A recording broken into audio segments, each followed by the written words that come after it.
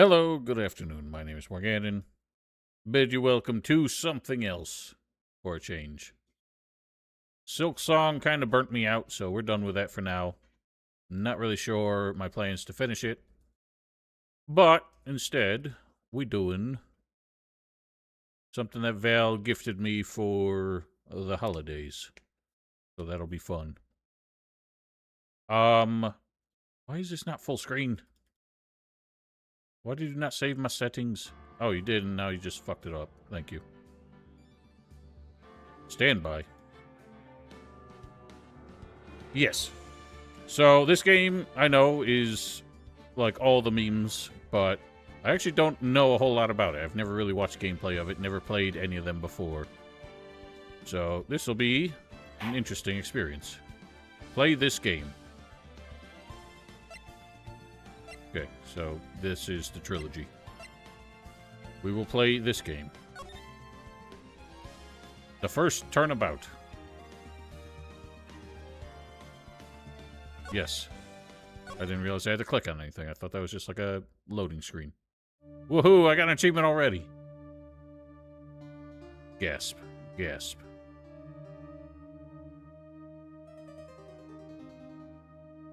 Ooh. You got knick-knacked. Is it? I shall up it. I didn't change any audio settings in the game. Oh, so this man is a murderer.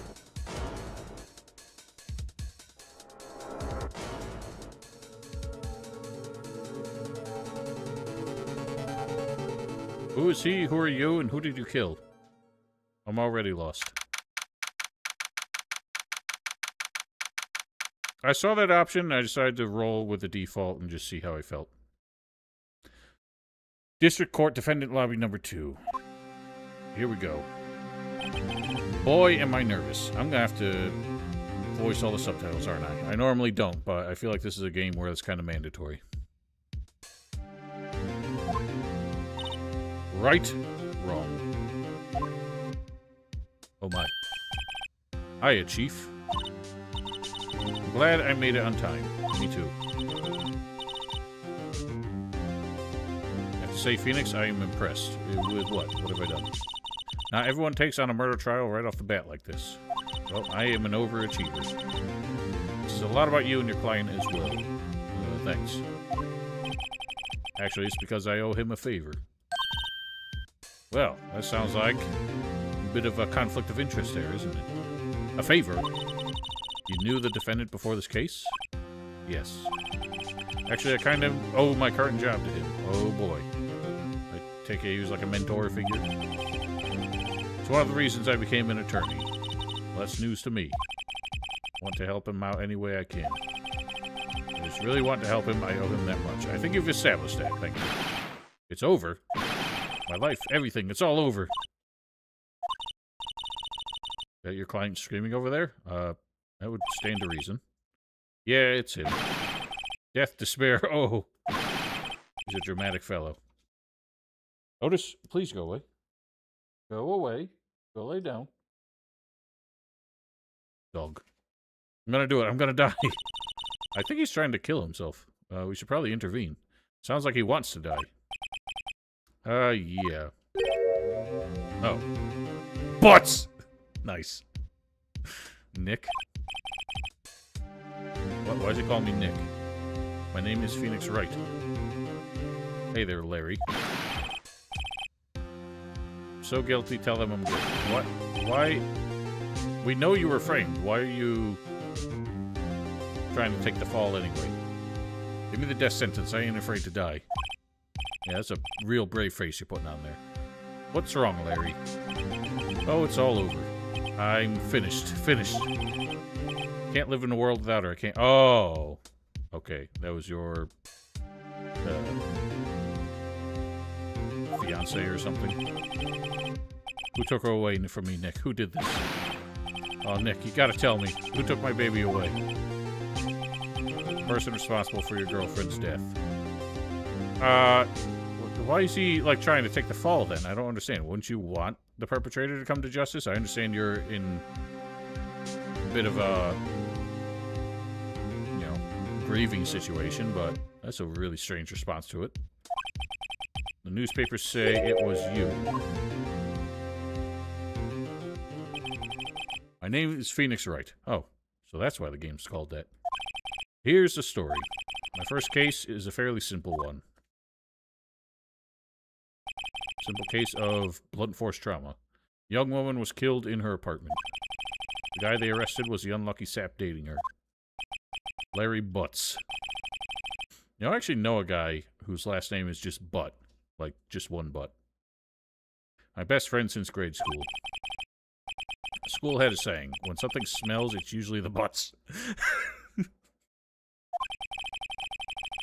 That's brilliant. In the 23 years since I've known him, it's usually been true. Yeah, 2 T's. B-U-T-T. Ironically, he's actually one of the nicer fellows I've worked with. In the 23 years since I've known him, it's usually been true. He has a knack for getting himself in trouble. One thing I can say, though, it's usually not his fault. He just has terrible luck. The luck of the butts. I know better than anyone that he's a good guy at heart. That's usually the opposite of how it works, Val, but, you know, there's an exception to everything. Otis, can you stop walking under the desk? You don't belong there. That and I owe him one, which is why I took the case to clear his name. That's just what I'm going to do. August 3, 10 a.m. Oh boy. Clank. Court is now in session for the trial of Mr. Larry Butts. Prosecution is ready, Your Honor. Oh, I can tell this guy's a piece of shit. Just look at his face. Face doesn't even look like it wants to be a part of him anymore. The, defense is ready, Your Honor. Ahem. Mr. Wright. Your first trial, is it not? That's irrelevant. Yes, Your Honor. I'm a little nervous. Conduct during this trial will decide the fate of your client. Murder is a serious charge. For your client's sake, I hope you can control your nerves. Thank you, Your Honor. Mr. Wright, given the circumstances, I think we should have a test to ascertain your readiness. What? That's not how this works. Judges don't do that. They just let it roll, and if you are out of order, they bang the gavel and have you sanctioned. Gulp. Hand shaking, eyesight fading, mild spaghetti. The test will consist of a few simple questions. Answer them clearly and concisely. Please state the name of the defendant in this case. Okay. I don't know if I should, like, fuck around and for jokes and shenanigans, or if I should just answer it correctly. I'm gonna answer it correctly. The defendant, that's Larry Butts, Your Honor. Did I call him Boots? Buttes. Keep your wits about you and you'll do fine. Next question. The murder trial. Tell me, what's the victim's name? Did we even hear it? Had you read the case report to cover so many times? I don't think I did.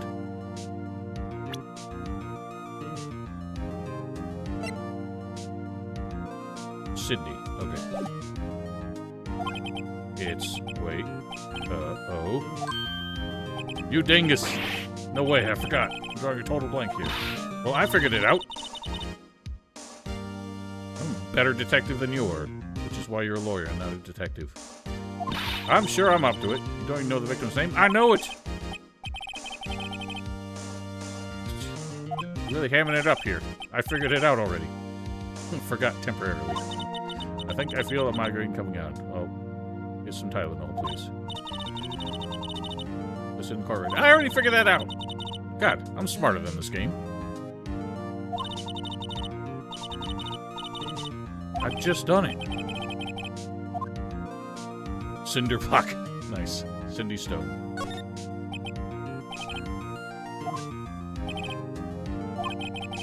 Now tell me, what was the cause of death? She died because she was hit with a blunt object. Now, we're trying to prove that, kind of. Well, I guess you're not trying to prove the cause of death. That's... the police did that. You're just trying to prove that, well, in this case, that your defendant did not strike with the object. Correct. You've answered all my questions. I see no reason why we shouldn't proceed. Very good. I'm qualified to be a lawyer now. Seem much more relaxed, Mr. Wright. Good for you. Thank you, Your Honor. Now stop stammering.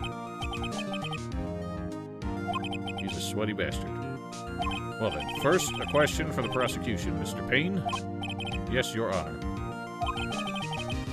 You're gonna be a pain in my ass, I can tell. As Mr. Wright just told us, the victim was struck with a blunt object. Would you explain to the court just what that object was? The murder weapon was this statue of the thinker. It was found lying on the floor next to the victim. I see. The court accepts it into evidence. I don't think that's how it works.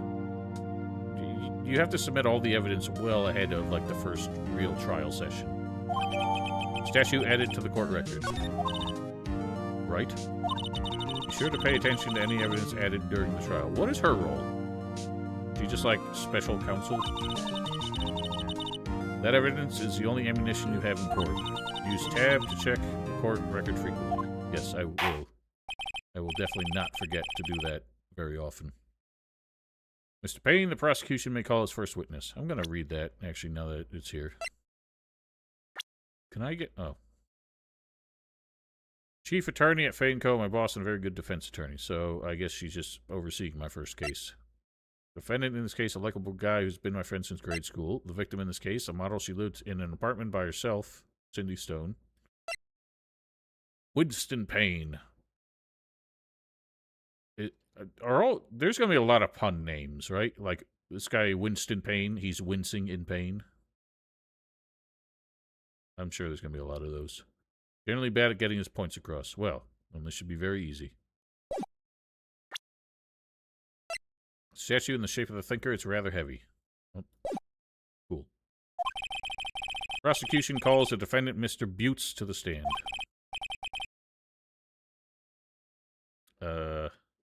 I don't think...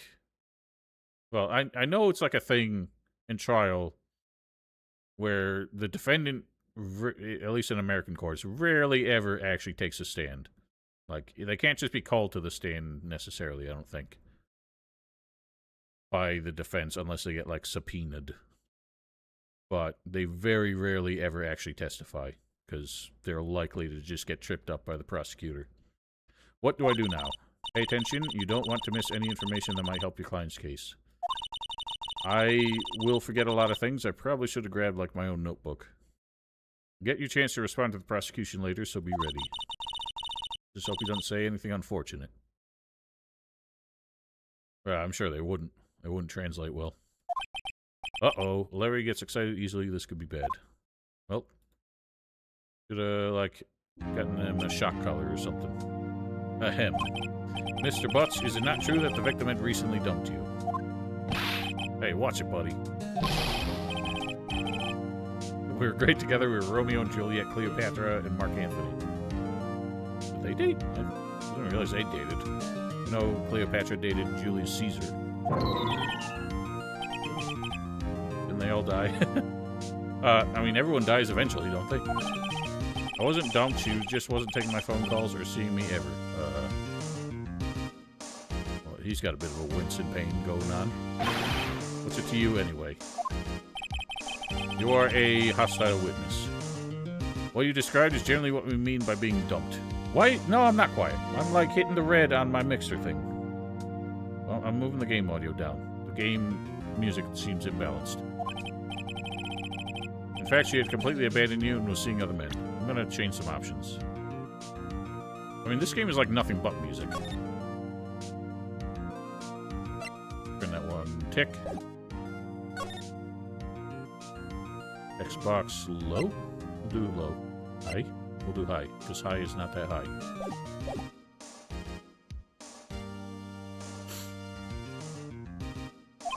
She had just returned from overseas with one of them the day before the murder. What do you mean, one of them? Lies, all of it lies. I don't believe a word of it. And you don't have a good grasp on reality. Your Honor, the victim's passport. You can't just introduce more evidence now and halfway through a cross-examination. According to this, she was in Paris until the day before she died. The victim apparently arrived home from Paris on 7:30, the day before the murder. That was like 2 days ago. Right? It's like August 3rd, isn't it? Or August 2nd? We went from, like the pre-trial stuff real fast.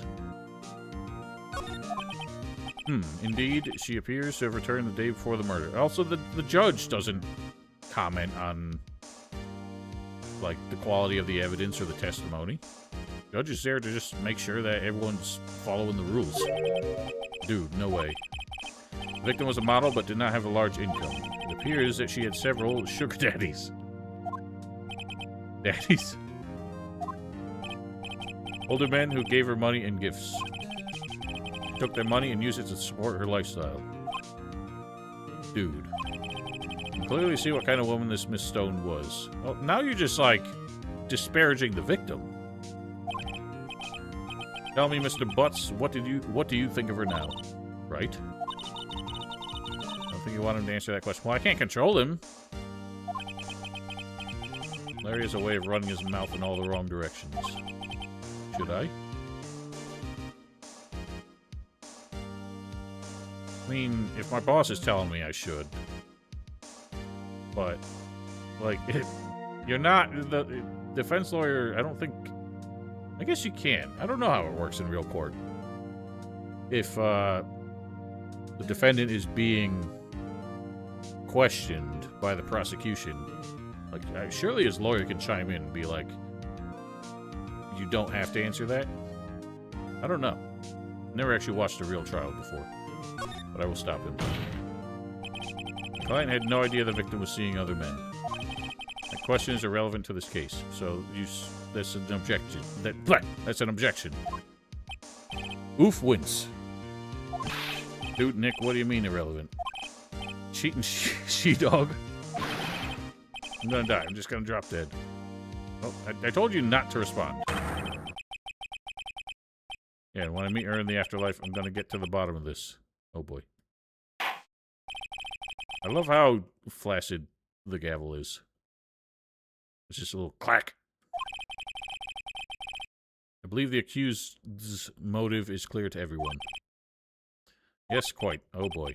Again, Judge, you should not be taking sides. Oh boy, this is so not looking good. Next question. You went to the victim's apartment on the day of the murder, did you not? Gulp. Well, did you or did you not? Well, maybe I did, and maybe I didn't. That's not answering the question. What do I do? I mean, it is relevant, so I can't just say don't answer it. So, yeah, just tell the truth. It is not, like, damning.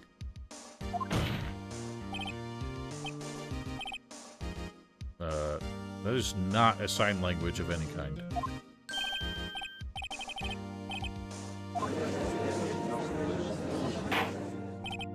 Order. Oh, Mr. Buttes, dude, chill. Why's he got eyeballs on his shirt? She wasn't home, so, like, I didn't see her. Who screamed?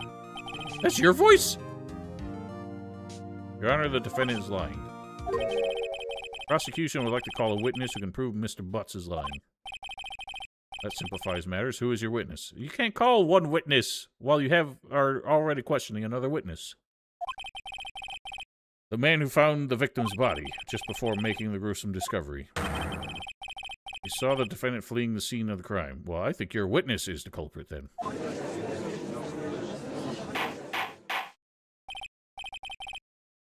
mean, if you call him to the stand, we'll obviously recognize him. Mr. Payne, the prosecution may call its witness. Yes, Your Honor. This is bad. On the day of the murder, my witness was selling newspapers at the victim's building. Please bring Mr. Frank Sawit. Frank Sawit. I'm not getting it.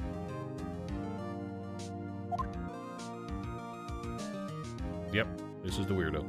Frank saw it. Okay, got it. Frank saw it. You sell newspaper subscriptions, is this correct? Oh, yes, newspapers, yes. Oh my god, this guy looks like he's either busted for a piss or trying to rub himself subtly. Mr. Sawit, you may proceed with your testimony.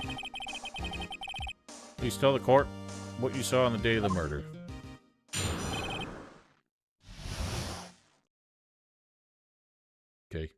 Testimony. I'm observing. Going door to door selling subscriptions when I saw a man fleeing an apartment. I thought he must be in a hurry because he left the door half open behind him. Thinking it strange, I looked inside the apartment. And I saw her lying there, a woman not moving. Dead. I coiled in fright and found myself unable to go inside. That is a lie. You were definitely in there. Thought to call the police immediately. However, the phone in her apartment wasn't working. Went to a nearby park and found a public phone. Remember the time exactly. It was 1 p.m. The man who ran was, without doubt, the defendant sitting right over there. I don't like how he squirms.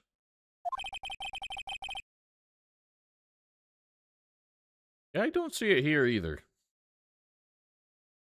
I can't think of a... no, that's a... maybe a lie? No. I don't know. I don't think I've ever been to one. Seems like a very Japanese thing. Why didn't you tell the truth? Can't defend you against a testimony like that. Well, yes you can. Because this man's full of shit. And... you just made that up. Incidentally, why wasn't the phone in the victim's apartment working? Your Honor, at the time of the murder, there's a blackout in the building. Aren't phones supposed to work during a blackout? Yeah, they're powered over the phone line, not over the power. Yes, Your Honor. However, some cordless phones do not function normally. The phone that Mr. Sawit used was one of those. I have a record of the blackout for your perusal. Electricity to Mrs. Stone's building was out from noon to 6 on the day of the crime. Now, Mr. Wright? Yes. Your Honor. You may begin your cross-examination. Cross-examination? How was that a surprising concept to you? You are a lawyer. This is the real deal. What exactly am I supposed to do? You expose the lies in the testimony the witness just gave. He was lying? Lying is innocent, right? Oh, we're trying to prove that. The witness must have lied in his testimony, or... well, I mean, you gave very specific details. He definitely lied. Or is your client really guilty? How do I prove he's not? You hold the key, it's in the evidence. Compare the witness testimony to the evidence at hand. Bound to be a contradiction in there. First, find contradictions between the court record and the witness testimony. And once you found the contradicting evidence, present it and rub it in the witness' face. Okay. Yes, I understand the controls. There's like only 3 buttons to press. Do I have to watch this man squirm while I'm going through all this? You're going door to door selling subscriptions. But he must be in a hurry because he left the door half open behind him. Time of death, 4 to 5 p.m. Okay, well that's an immediate contradiction, because he said it was 1 o'clock.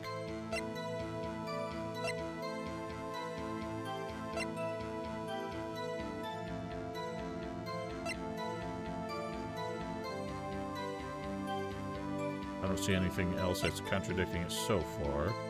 Why is it backspace to leave? Press.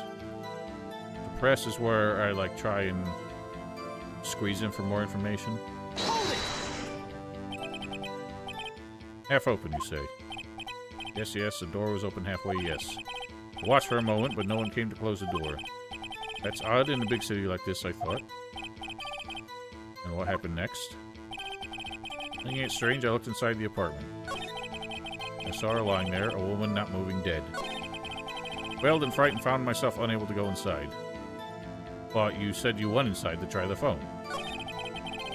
Thought to call the police immediately. However, the phone inside her apartment wasn't working. Phone in her apartment wasn't working. Yes? I mean, no. No, it wasn't. But you said you didn't go into the apartment. Or did you? You can explain that? Well, explain it. Cordless shelf on a phone in the entranceway. Or this phone on a shelf in the entranceway. I reached aside and tried using that to call. That phone wasn't working, correct? What happened next? Nearby park and found a public phone. I remember the time exactly. It was 1 p.m. Okay, so now I present evidence. Because Time of death 4 to 5 p.m. Objection! You don't object. You're just like rebutting. Found the body at 1 p.m. You're sure? Well, that's cute. 1 p.m. for certain. Frankly, I find that hard to believe. The statement directly contradicts the autopsy report. The autopsy notes the time of death sometime after 4 p.m. There's nobody no body to find at 1 p.m. How do you explain this 3-hour gap?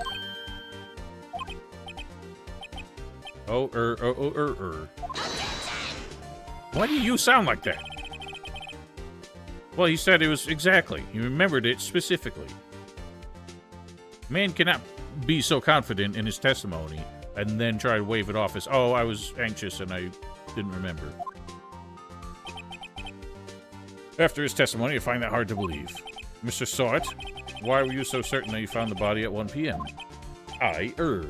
Well, gee, that's a really good question. Way to put him on the spot. I sure did. Like that spot on his face. Well, that's what I did. Lies always beget more lies. See through one, the whole story falls apart. Wait, I remember now. Would you care to give your testimony again? You can't give it twice. You don't get a mulligan on your testimony. You should.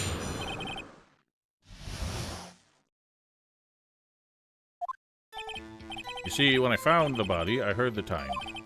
There's a voice saying the time, probably coming from the television. Oh, but it was 3 hours off, wasn't it?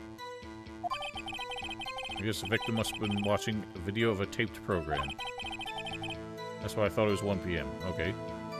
So surely there's got to be some, like, crime scene report of what was on the television. Terribly sorry about the misunderstanding.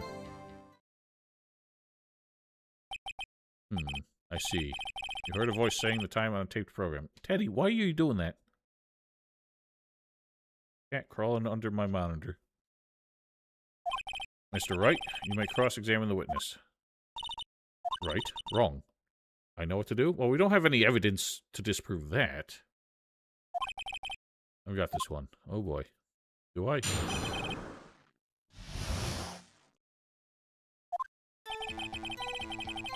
I heard the time. The voice saying the time is probably coming from the television.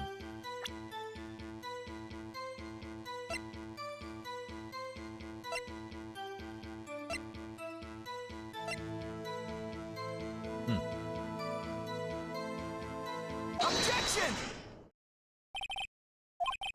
Prosecution has said there was a blackout at the time of the discovery. And this record proves it. This game is easy. You couldn't have heard a television or a video. Well, Irk. Irk indeed. Again, Judge, this is not your role. Vance has a point. Do you have an explanation for this, Mr. Sawit? No, I find it quite puzzling myself. Oops. Ah, wait, I remember now. The court would prefer to hear an accurate testimony from the very beginning. Yes, indeed. Constant corrections are harming your credibility. That, and you seem rather distraught. I like how they flinch like they're getting punched. Like this Punch-Out or something.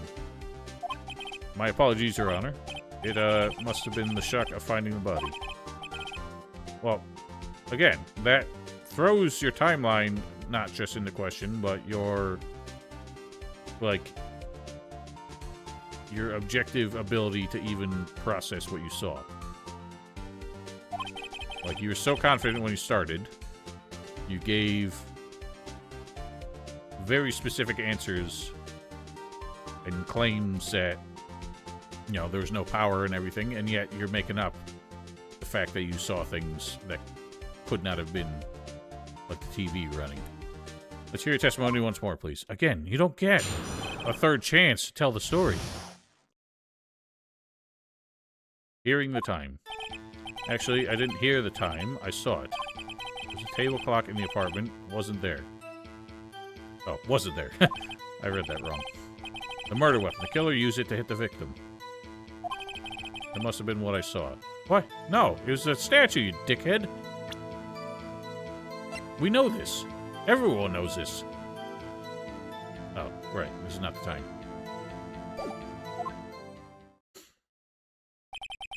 You saw a clock? I guess I would explain it. No, Judge, stop! This judge flip-flops like crazy. He believes the last thing he hears. Alright, well, we got this already.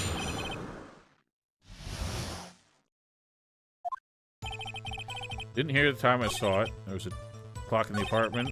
The murder weapon. The killer used the clock to kill the victim. Well, we know that's not the case because we know this was the murder weapon. Dingus. Objection! Wait just a moment. Murder weapon wasn't a clock, it was a statue. Now, how is this supposed to be a clock? You with your objections. Because you don't say objection when you're, like, cross-examining someone.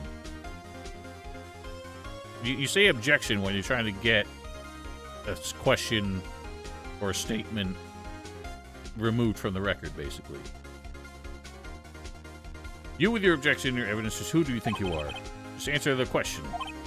Hey, I saw it there, okay? That's a clock. What? No, it ain't. Your Honor, if I may... Yes, Mr. Payne. As a witness stated, the statue is indeed a clock. Is it? The neck is a switch. You just tilt it and it says the time out loud. What? It doesn't look like a clock. I submitted it as a statue. Well, that's bullshit. I've never seen a clock like that in my life. The murder weapon was a table clock after all. Well, that's bogus. Do you have any problems with this testimony now?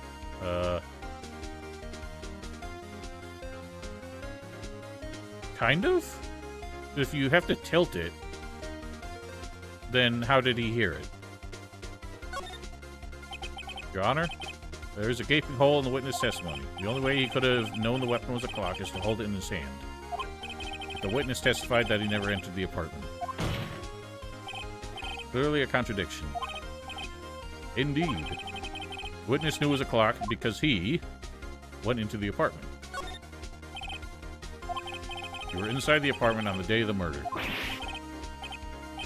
Prove I went in there. We don't have any other evidence. I would think, like, you left footprints or something.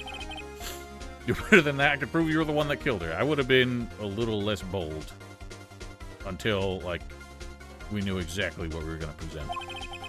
You struck her with a clock, and the shock of the blow triggered the clock's voice. That was the sound you heard. Order in the court. Yeah, I wish I could. Please continue, Mr. Wright. Yes, Your Honor. Mr. Salt, the sound must have left quite an impression on you. Understandable, since the murder weapon spoke just as you hit the victim. A voice was burned into your mind. This is very, very, like, tenuous speculation. That's why you were so certain about the time. What is the meaning of this? It's all baseless conjecture. Yeah, that's the word I was looking for. Baseless. Let's look at the witness's face. The witness care to elaborate. Did you strike the victim with a clock? That day, I never. Look, the clock, I heard, I mean, I know, I saw... What? So we're in a toupee? I hate you. Yeah, that's, really gonna win your case here. It was him, I tell you. I saw him. He killed her, and he should burn. Burn. Give him death. Okay, you were one of the sugar daddies, weren't you? You just outed yourself as a gross old man. With no hair. A moment, please. There's a shred of evidence supporting the defense's claims. No, because my hair is attached. Mr. Wright? Your Honor. Claim the sound the witness heard came from the clock. Do you have any evidence? Well, that they said that it is the... That how it do. The whole case is riding on this, so better think it through carefully. Your Honor. The sound Mr. Salt was definitely from this clock. A fact which is clear if you simply try sounding the clock. Yeah, like we have it in evidence. I don't know if it works anymore because he bludgeoned someone with it. Let's sound the clock here now in this court. May I have the clock? Beep. I think it's 8:25. I think. Oh, I get it because it's the thinker. It's very odd. Very much a novelty. We'll use the thinker after all. You heard the clock. What are your conclusions, Mr. Wright? Mr. Payne, can you tell me what time it is now? 11:25. And it's off by 3 hours. Haha! As you can see, this clock is exactly 3 hours slow. Precisely the discrepancy between what Mr. Sawt heard and the actual time of death. So, Mr. Sawt, try to talk your way out of this one.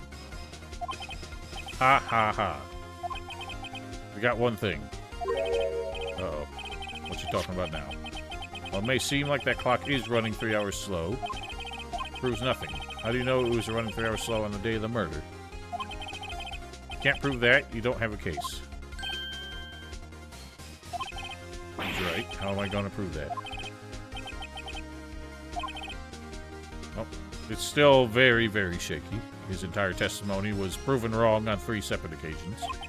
Mr. Wright, seems you lack the critical evidence to support your claim. Yes, Your Honor. Means I cannot let you indict the witness. Unfortunately. Wait, did I lose? This ends cross-examination, Mr. Sawt. Come all the way down here to testify and look what happens. You treat me like a criminal. Lawyers are all slime. Did I fuck up?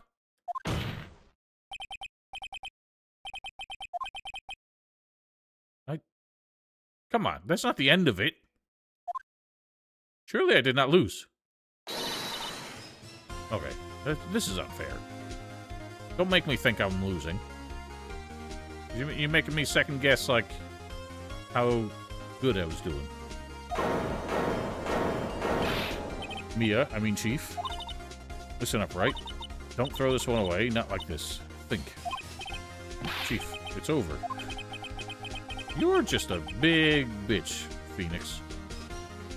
You give up that easily. I can't prove the clock was slow the day of the murder. Nobody can prove that.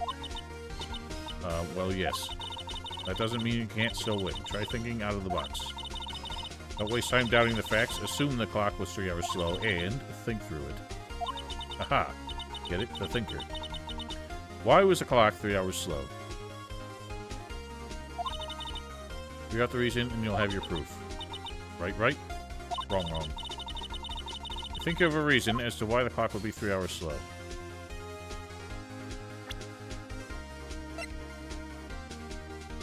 Oh, she didn't replace the batteries for 3 hours?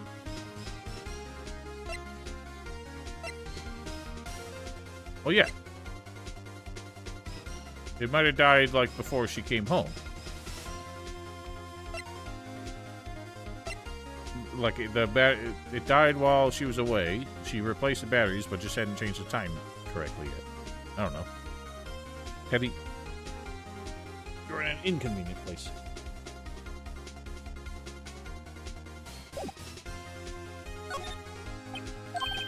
Wait. Maybe I can prove it. Must have evidence somewhere that can prove it. Do I?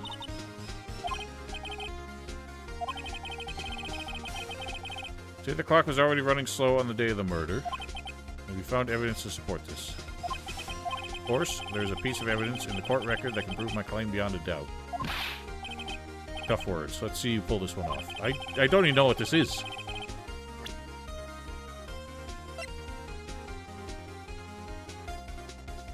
Now we're at 4 to 5 p.m. You arrived home from Paris the day before the murder. Electricity was out from noon to 6. It's gotta be when she came home, but I'm not, like, getting it.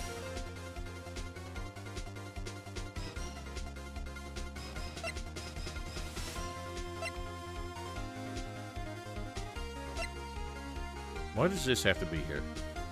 Surely this is... W stream? Thank you. Why does this have to be... Like, this... Surely this is gonna end up being, like... a piece of evidence in one of these cases, otherwise it wouldn't be there. Also, lawyers don't have badges. I don't think. And it is not proof that you are a lawyer.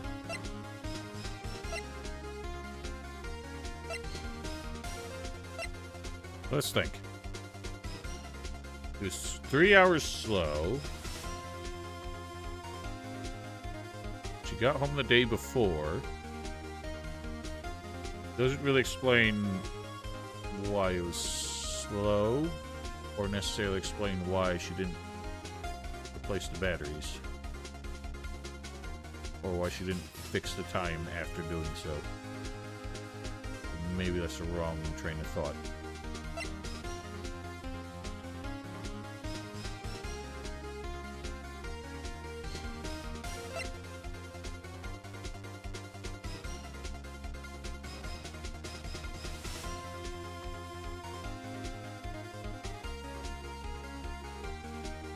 I still think his testimony is bullshit.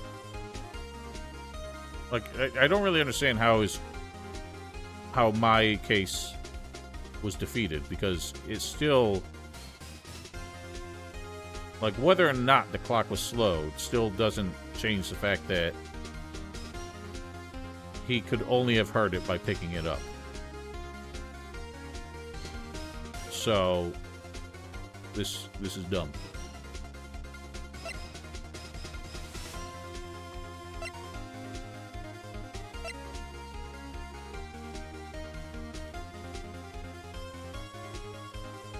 The time of arrival is the only thing I can think of.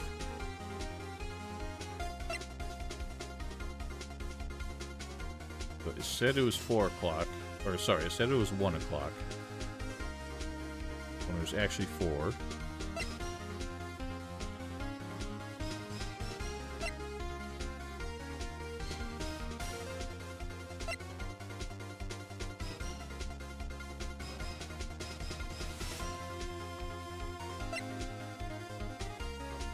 I'm not seeing anything conclusive.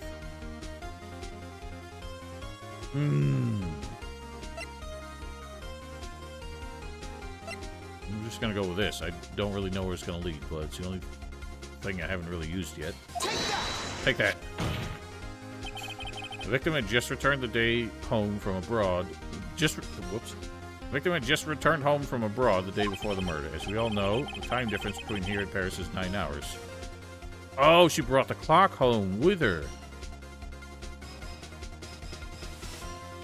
9 hours. When 4 p.m. here, it's 1 a.m. the next day there. Oh, okay, so it's 9 hours fast. Aha! Clock wasn't 3 hours slow, it was 9 hours fast. Victim hadn't reset her clock since returning home. That's why the time you heard when you struck her dead in her apartment was wrong. Proof enough for you, Mr. Saw It? Should I say, Mr. Did It? Nice.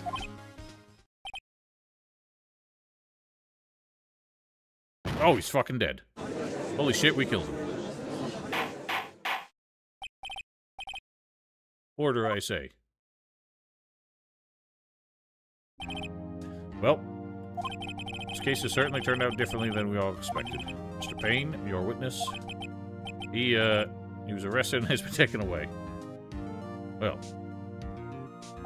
could have just cross-examined him, or switched this court over to try him instead. Very well, Mr. Wright. Yes, Your Honor.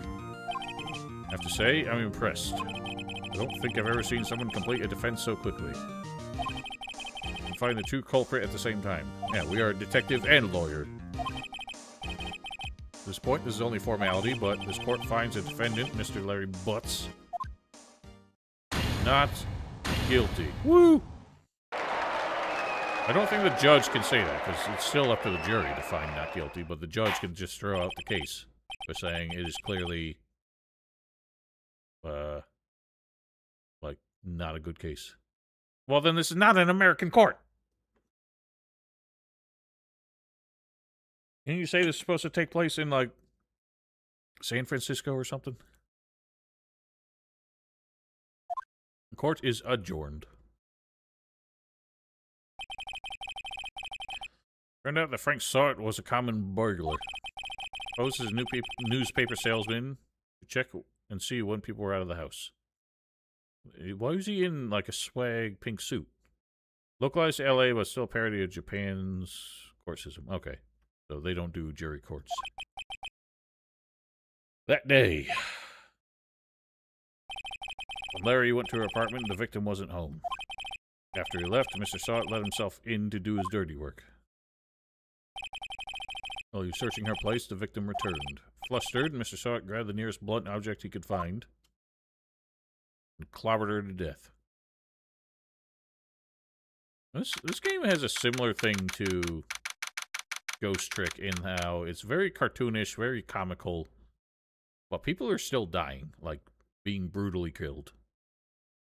So it's still a little, the tone is still a little bit weird. Well, who's to say he didn't pick it? Still can't believe we won. I can, we so best. Good job in there. Congratulations. Thanks, Chief. I owe it all to you. I don't think the, like, head lawyer of a law firm is called Chief, but maybe she just likes it that way. Fought your own battles in there. I sure did. It's been a while since I've seen a trial end on such a satisfying note. Never seen the Chief looking this happy. She's just glad. Imagine how Larry must feel. Well, the dude still lost his girlfriend. Yeah. Still very tragic, although it was a very one-sided relationship, wasn't it? Supposed to be happy. What's wrong now? Oh, Nick. Don't worry about me. I'll be dead and gone soon. Good. Wait, what? No. Larry, you're innocent. The case is closed. But my Cindy Windy's gone, man. Larry, she was, nah, never mind. He'll get over it. Congratulations, Harry. Harry? Who's Harry? Harry Butts. That's even worse. Why is his sleeve so long? Won't forget this ever. Let's celebrate. Dinner, movie, my treat. You're still, like, breaking up there, buddy. I was the one who got you off the hook. Oh, he's just trying to flirt with my boss, I guess. Here, take this. It's a present. What? It's the murder weapon! Actually, I made this clock for her. Made one for her and one for me. What? So, hang on. I thought she took that back from Paris with her. You're saying she brought it with her to Paris? You made this? And then brought it home? Keep it as a memento. Well, that's something. Yo, Nick. Why is he still calling me Nick? We're like childhood friends, and you don't know my name. Believe it? I was so into that chick. She's just playing me for a fool. Don't that make you want to cry? Not really. I just want to go home. Are you so sure? Excuse me? Thinks she thought quite a lot of you in her own way. Well, that's just making it worse now. He was about to get over it, man. Nah, you don't gotta sympathize with me. It's okay. Not just sympathizing, really. Isn't that right, Wright? Do you have something to show your friend?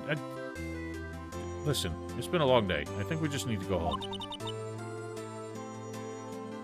Why do we want to do this? He's just gonna, like, be devastated again, because she's still dead.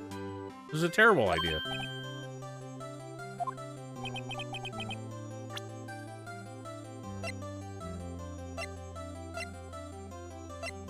Eh?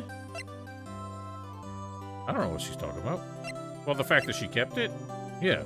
Take that! Take that!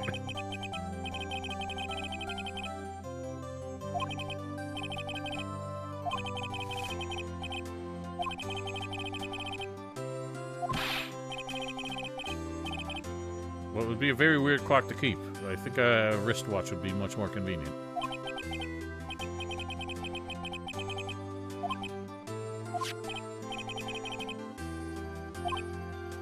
Again, is this supposed to make it feel better? Because that means the woman that liked him is dead.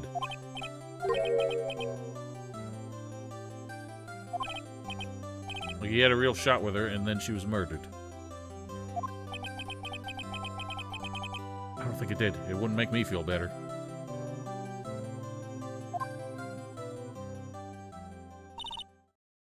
right. Hope you see the importance of evidence now. Yeah, I mean, that's kind of part of being a lawyer, is to know how to do that. Also, hopefully you realize things change depending on how you look at them. The power of observation. People, too. Never really know if our clients are guilty or innocent. All we can do is believe in them. In order to believe in them, you have to believe in yourself. Right? Listen, learn, grow strong. Never let go of what you believe in.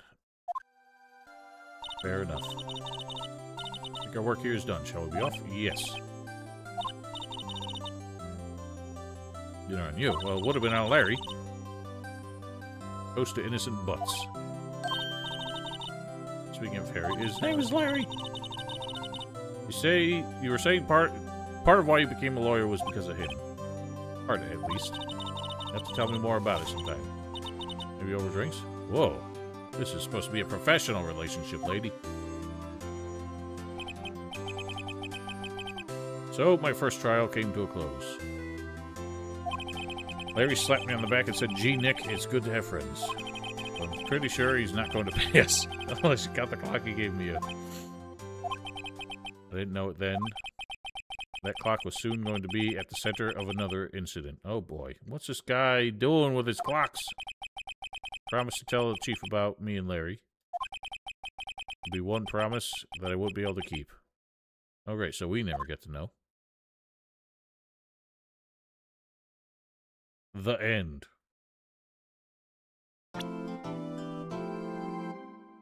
Oh, that's where that sound came from. That was like surreal for a second. Brand new episode has been added. Let's do it. I said I might stream an extra hour today over the usual 3 hours that I do. I won't. I don't have time. Teddy, you cannot be there. You have a pillow to hang out on. Save there.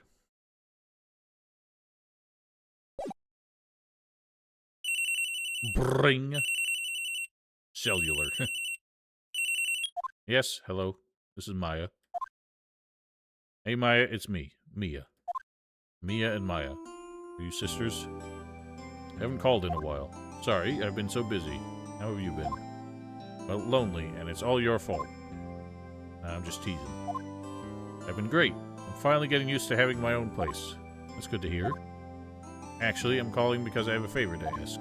I know. You want me to hold evidence for you? What? Sharp as always. A lot of buzz about the upcoming trial. Just don't feel safe keeping the evidence here. Well, that sounds criminal, in a way. Shouldn't your evidence should be with the police, I would think. What's it this time? It's a clock. What? So the clock is already evidence in another trial? I thought an incident was supposed to happen. Made to look like a statue, the thinker, and it tells you the time. Thought you might like it. You always like toys. Well, it's not supposed to be a toy. You're calling it evidence. I'm not a little girl anymore, sis. Ah, they are sisters. No, I'm only teasing. Probably tell you the clock isn't talking right now. Huh? Not working? That's lame. I had to take the clockwork out, sorry. Put some papers inside instead. Is that the evidence then? The possibility it might turn out that way, yes. Can you come by the office tonight, say 9 o'clock, to pick it up? Be in a pre-trial meeting until then. That's a long pre-trial meeting. Taking you until 9 o'clock. Expect dinner something good. Like burgers. Thought they were gonna say chicken. Hit the usual joint. Okay, sis, see you soon. Beep! God, that was so loud, even Teddy heard it through my headphones. Of course it did. You translate it to American, it's gotta be burgers. That's all Americans eat. Conversation recorded? Why are you recording it? Hope you got consent. You're in a two-party consent state. Fay & Co. Law Offices. Now, Miss Fay, I'll take what's mine, the papers. I'm sorry, but I can't give you what I don't have. Miss Fay, you are a poor liar. I see right over there. I must be the thinker that swallowed those papers. How could you know? Oh ho. You're not cogniferous of my background. Gathering information is my business, you see. I should have been more careful. Oh ho. My dear Miss Fay, I am so very sorry. I'm afraid I must ask you for one more thing. Your eternal silence. I was going to say your life, but we reach the same place. So my boss gets murdered too. That's awful. Did she just get clobbered with the same weapon? You're... Okay, I thought you were going to be the same man, because you're also in a pink suit. Red, white, blue. God bless America.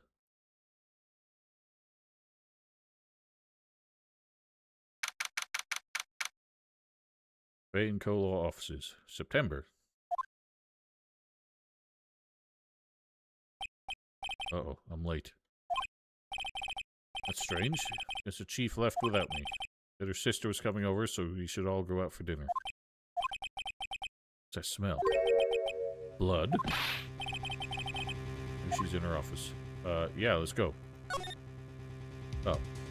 Not what I thought. Huh? What? Oh, I gotta drag it? What do I do with this?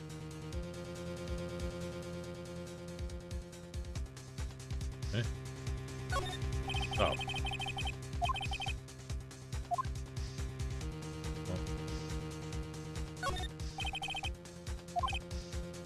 Eh? Just go.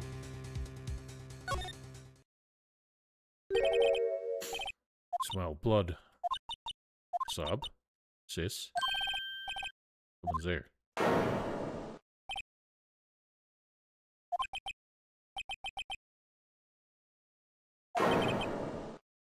Can't believe it.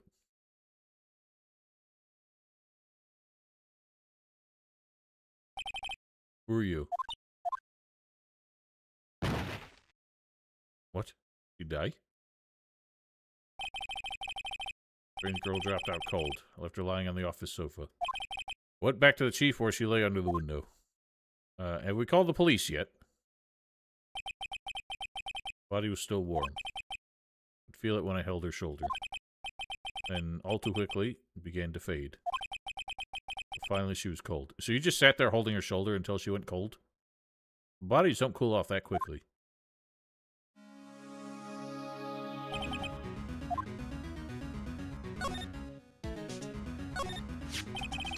Some crusted dried blood. How ironic that this became the murder weapon again. Well, it's not the same one. Shards of glass scattered on the floor.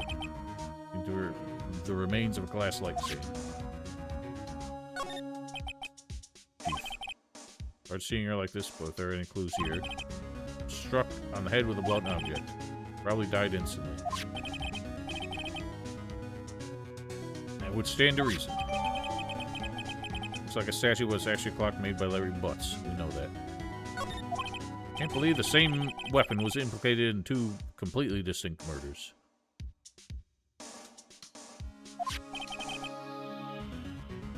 With the pieces of the glass light stand broken in the back of the room. Yes, we already saw that.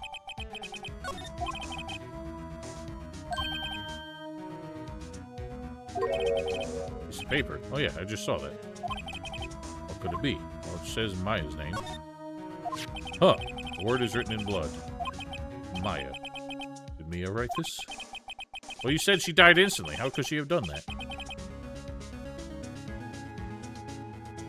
Receipt from a department store dated yesterday. Why is this already a court record? Police haven't even, like, begun to investigate, let alone file a case.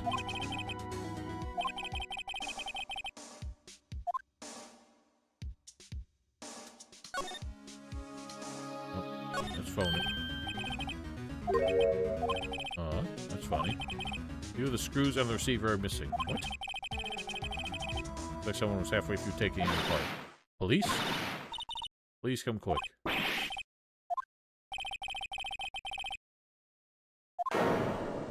Whoa. Staring right at me. She's holding a phone in her hand. She must be calling the police. Would make sense. Huh? So what are we doing?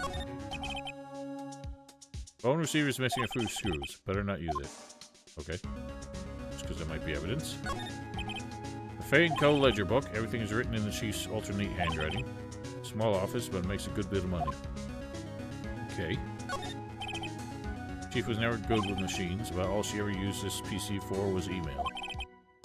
Up this ancient model at a garage sale for practically nothing. No clues there. All the chief's important documents are packed here. This is where she files her case records and recent rulings. Okay. Chair. Chief's chair. Okay, why are we, like, concerned with that? Why are we even observing the chair?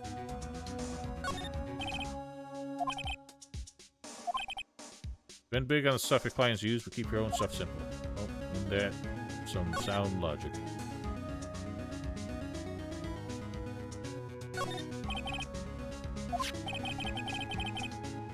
Right, we've been through this. What? Why do you have to, like, log that evidence twice?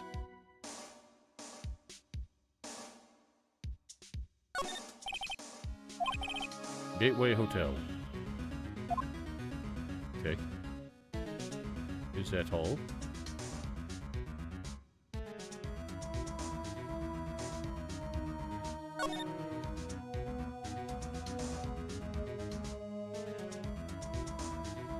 I think that's all. Go back outside. Ding. That girl just now, where'd she go? Put her right there on that sofa. Uh-oh. You done a runner. Oh, there she is. Yipes! Excuse me, but who are you? It's okay, I work here. Maya. Maya Fay. Indeed. So, Mia's handwriting was this girl's name. Maybe I should show her the receipt? I never thought there'd be a use for evidence like this outside the courtroom. Well, it's useful in finding other evidence, or testimonies. Got a similar necklace, I see. Oh, I thought I could examine her.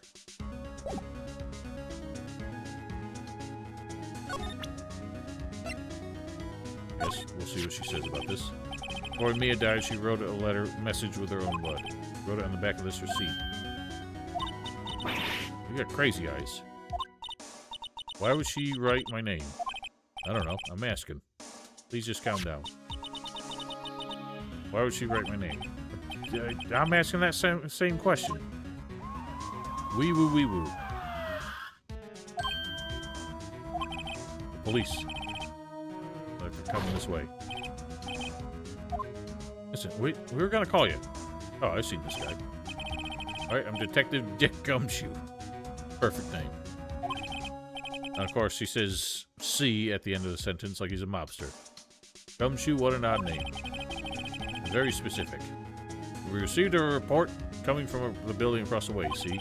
Got a person saying they saw a murder. Must have been that woman I saw. Anyway, I don't want either of you moving 1 inch.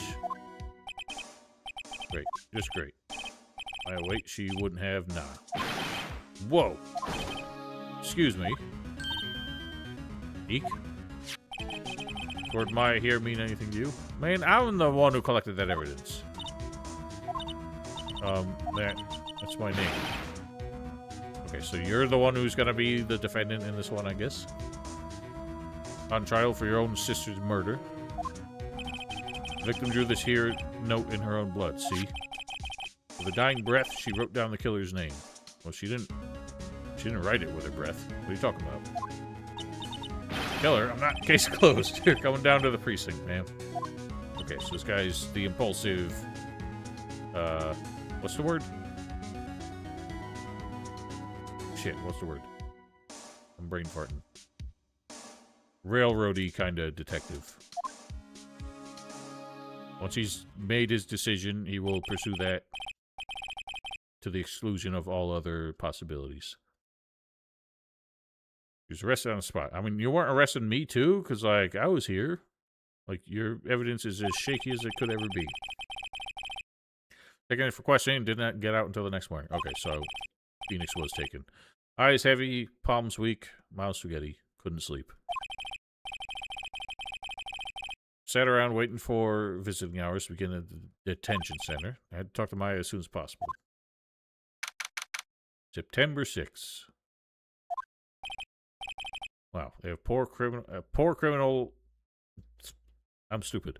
Poor Maya locked up like a criminal. Oh, it's you, the lawyer. Good morning. Good morning. You look so tired. Surprised they didn't confiscate her, like, necklace and everything. Stuff that you could possibly, like, harm yourself with. You're going to be my attorney? Well, that's what I want to talk to you about. It's up to you. Better give it to her straight. It's up to you. Up to me? Yes. I don't think this is something I should decide. After all, you're the one in trouble here. You're never going to believe me. Even you, when you found me in the office, you looked at me like I had done it. Did I look at her like that? No. I never thought. It's okay, I understand. And I've also heard about you. Well, that's nice. Heard what about me? I was talking to my sister on the phone the other day. Today was my junior partner's first time in court. Oh, so we're a partner. Man. We really started from close to the top. How did that go? It's quite the scene. Honestly, I was on edge the whole time. Been a while. So he crashed and burned? He's a genius. Ho-ho. One of those strike fear to the hearts of evil types. Only thing is lacking is experience. Huh. Sounds like it was fun. I know who to go to if I ever get in trouble now. Wow, how much foresight you had. I don't know, Maya. Think you might want to wait. Give him 3 more years. Oh. That is, unless you want to be found guilty. Excuse me! I have a 100% record right now. That's what she said? Wow. I'm sorry. I didn't mean to insult you. No, it's okay. It's true, I guess. At the same time, I can't just sit by and watch. I think of the person who did this to Maya. Or Mia, sorry. Ugh. Yawning. I know. Well, let's talk. Something I've been wanting to ask you. I have a lot of things to ask. Like, things about the case, more specifically. What's with that outfit? Well, that's not the question I was going to ask. So this? What all acolytes wear. It's my uniform, you could say. Acolytes of what? People in religious training? What is it you do? There's nothing strange, really. Spirit medium in training. Oh boy. I think you're in the wrong game. You should have been Ghost Trick. Pretty sure that qualifies as strange. An acolyte is in a medium in training. That's right. Fae family, especially the women, have always been very sensitive to the spirit world. Oh boy. Were you gonna, like, have a seance with your sister then? You said the Fae family? So Mia was into this stuff too? Of course. Left the mountain to follow her career, she said. Powers were first class, too. I had no idea. Wait. What? So you're a real, honest-to-goodness spirit medium. With ESP and all that. Not in DSP. In training. Can't you contact me as spirit, then? That was just what I said. And just ask who killed her. Yeah, I don't think that'll hold up in court, though. I'm sorry. I'm still in training. Well, then let's get one of your bosses to do it. Couldn't do something on that level. Thought that would be too easy. The day of the crime. You tell me about the day of the murder. Where were you on the night of June 6th? That morning, I got a call from my sister. She wanted me to hold on to a piece of evidence for an upcoming trial. Evidence. Yes, that clock shaped like the Thinker. The one Larry made. Well, it's still there. But the guy must have taken the papers out of it. How could there have been evidence in the case? Right, she said something about that. I remember. Want to hear it in her own voice? What? There's no voices in this game, though. Yes. Pretty sure our conversation's on my... Oh, that makes sense. Recorded it. Forgot how to delete those things. Well, your cell phone's probably confiscated. You see, you have a conversation with your sister on your cell phone. Let's hear it. Right. Oh. Just remembered. That detective took my cell phone. Makes sense. Let me ask him for it. Next time I see Detective Gumshoe, I'll ask him for it. I'll write you a note so you don't forget. Good. Okay, so the note is just how I interact with that to make sure. Because every interaction needs an object, I guess. It's in the game mechanics. Huh? I was wondering, could I ask you a favor? It's the address of a famous lawyer. My sister gave this to me a long time ago. That if I was ever in trouble, I should call him. And well, I'm in trouble. I think you could go ask him to represent me. Hell no! It's me or nothing! Sure, why not? I'll go ask. I have no one else to turn to. Except me! God. People are so harsh. What about your parents? They're dead. I see. Don't worry, leave it to me. Trial's tomorrow. That's way too fast! Trials don't start the day after you get arrested. You go through, like, booking, you get your trial date set, but then there's the whole, like, fucking discovery period and all that stuff. You don't just go straight to getting cross-examined. Tomorrow? What if this guy refuses? Told me that if I don't find one, the state will pick an attorney to defend me. Oh boy. When will that happen? Give me until 4 this afternoon. Visiting hours are almost up. Better hurry. Oh boy. We didn't finish this. Tell me about the day of the murder. I know it must be hard.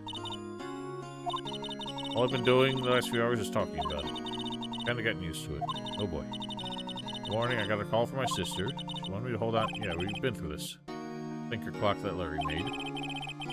Practically qualifies as a serial murderer by now. When did you arrive at the office? Right around 9. Lights were off, and I could smell blood. I found her, my sister. Thanks, Maya. That's all I needed to hear for now. Alright, so we're done?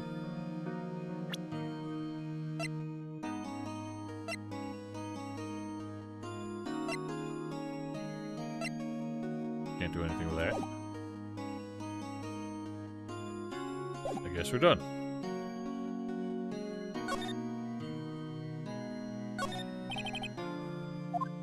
Okay.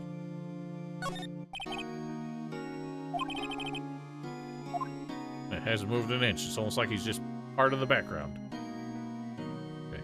So I'm guessing I really should be doing all of these actions on all screens every time I move around.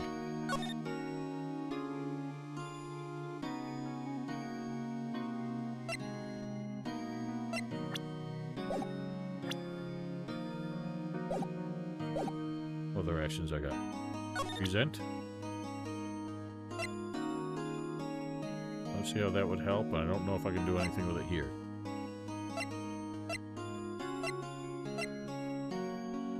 Can I ask her why she thinks her sister wrote her name down? Remember that receipt? Any idea why she... Absolutely none. You trust me? No. Not one bit. Why? Do you think I did it too? No, I don't. Just a hunch, but... The detective thinks I did it. Okay.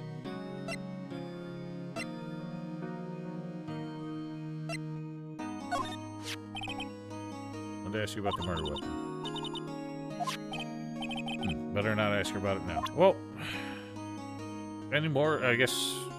Any details about what was inside it would be on the phone recording, so... I guess that's that. Let's move to Grossberg. I'll be right back, though. I gotta pee.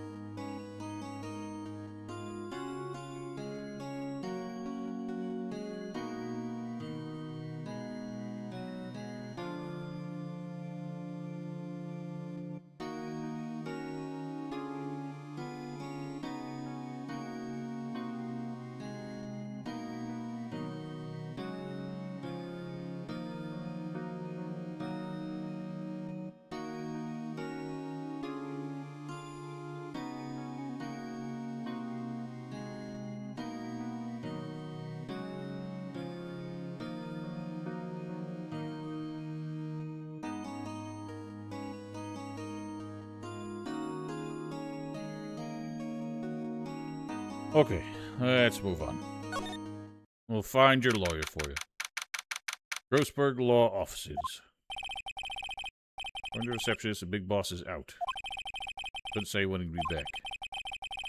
Must be hard to keep track of everything when you're a famous lawyer. Much swankier office than we work out of. Guess I'll just have to come back later. Well, that sucks. Table for clients. Elegant ebony case. If I'm not mistaken, that lighter's made of solid gold. Well, that's nuts. Literally money to burn.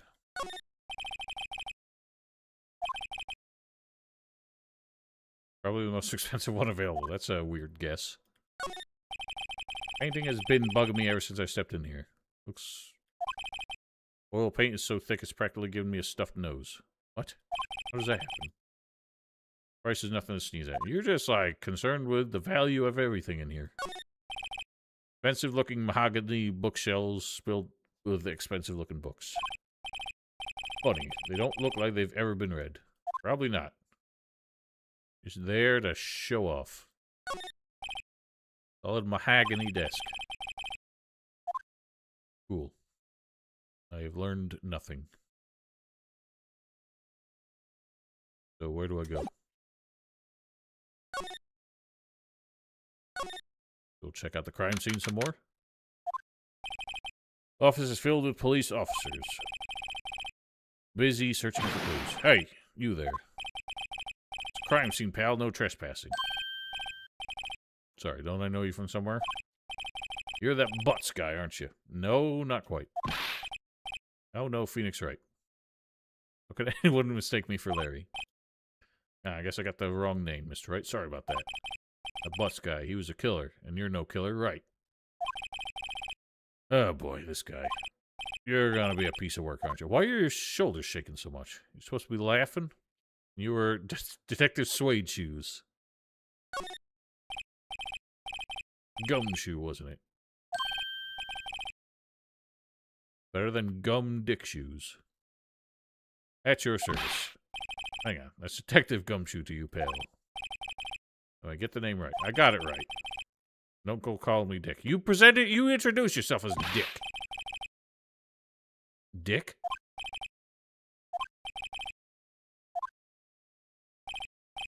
Yeah, see, you're not such a big badass after all, aren't you? You're her lawyer, right, pal?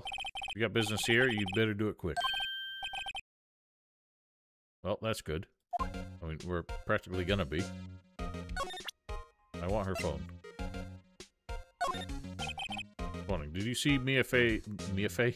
Maya Fey's cell phone. Wait, Mia Fey is a real name. I have that. You think you could give it back? Sure. I mean, wait a second, pal. Tricky lawyer.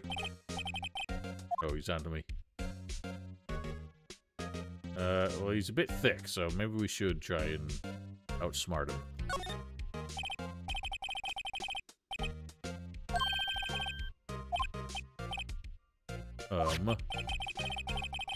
A carrying strap on the cell phone. It says a steel samurai warrior of Neo Oldie Tokyo. New Old Tokyo? What? That makes no sense. Steel samurai, that action hero on TV? Yeah, you see that strap is a collector's item. She was worried it might get lost if it went down to the precinct. That what she said? Yes. Okay, pal. Wrote down all the numbers she called anyway. Here you go. Okay, you're very stupid. Kind of surprised you didn't just detach it and keep the phone, which is critical evidence. Seems you didn't notice the recorded conversation. Yee-hey. Check the court record to hear the court record conversation. Whoops.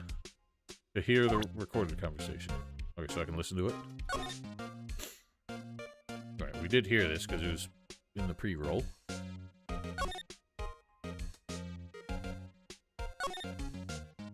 With some papers in it instead.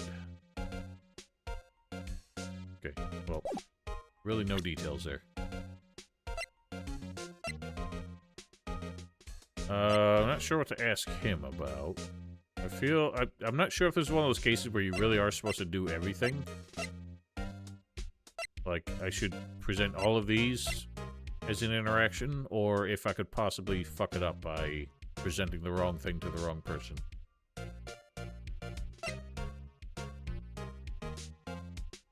Why do I have the murder weapon exactly? Again, this is all evidence a cop should have.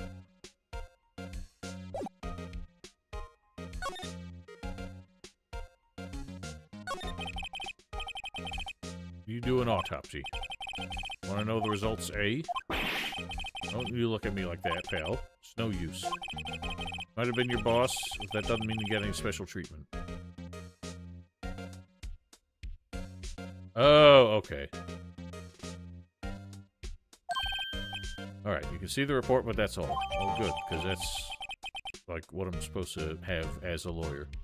Although we are bullshitting, we're not actually her. She did not hire us as a lawyer. So. Death was instantaneous. No, it wasn't! She had time to write a fucking name on a piece of paper. That is not the definition of instantaneous. That has to be coming up later. Like, they keep drilling that in, that her death was instantaneous, when clearly she had time to write a name down. About Maya. I'm looking forward to the trial. Sorry, pal, but this ain't one trial you're gonna win. Why do you say that? Please put Prosecutor Edgeworth. Oh, boy. I think I know that man's name and appearance. He's like the rival character, more or less. Sure you know what that means, you being a lawyer and all. Guess I've asked all the questions I need to. Yes, thank you, I'll be heading out now. Oh, I guess we're done. One more thing I want to mention to you. I don't suppose you're planning on talking to that witness. I probably should, as a lawyer. Why are you breathing so hard? Anyway, you'd better not. No influencing the witness with your lawyerly ways, pal. I don't think that's against the law. Like, I know, lawyers should be asking the questions in cross-examination, not approaching them directly. I don't think it's against the law to do so. Maybe it is. I don't know. I ain't a real lawyer. Couldn't think of it, I had completely forgotten about her. The witness, yes, Miss April May. June, July. Sorry about this, but I can't tell you anything about her, except you just give me her name, because you're a dumbass.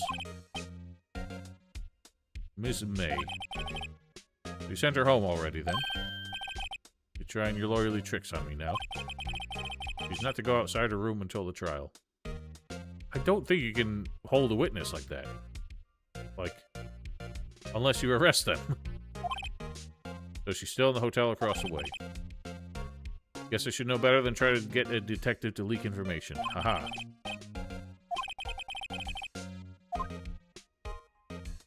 Edgewink. Professor Edgeworth. Miles Edgeworth himself. You do know him, don't you? Sure. I know him. He's a feared prosecutor. He doesn't feel pain. He doesn't feel remorse. Doesn't afraid of anything. Won't stop until he gets his guilty verdict. Don't talk about him that way. You make him barely sound human. But why do you seem to be such a big fan of his? I'm afraid this pretty much decides the case. Edgeworth is on this one. He hasn't lost a case since he became a prosecutor at the incredibly young age of 20. That is pretty young, isn't it? You have to go through at least 4 years of lawyer school, don't you? Maybe even 6. Of course, there are rumors of back alley deals and forged evidence. Oh boy. All I know for sure is that Edgeworth hates crime with an almost abnormal passion.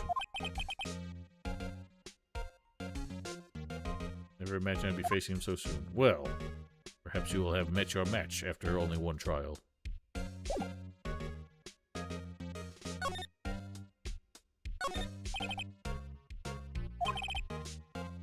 Bizarre name no one could ever remember. Borderline Stricta Pal. I don't know, who was that? Was that Gumshoe? He's just like a botanist.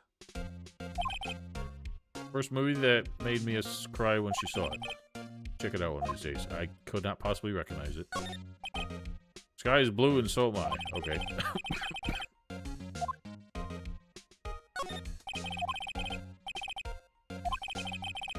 So, hang on. I thought everything was like disheveled. But she got murdered in this room. It was just a different room and she just had a different desk. Horrendous amount of legal books. Okay. Well, let's get the hell out of here, I guess. Am I actually going to run out of time? Because I'm not seeing the clock at any point. It made it seem like I had to get shit done in time. Oh my god, why is she doing cat hands? Hello there, handsome. Hi. Smooth. Real smooth. You're the lawyer, aren't you?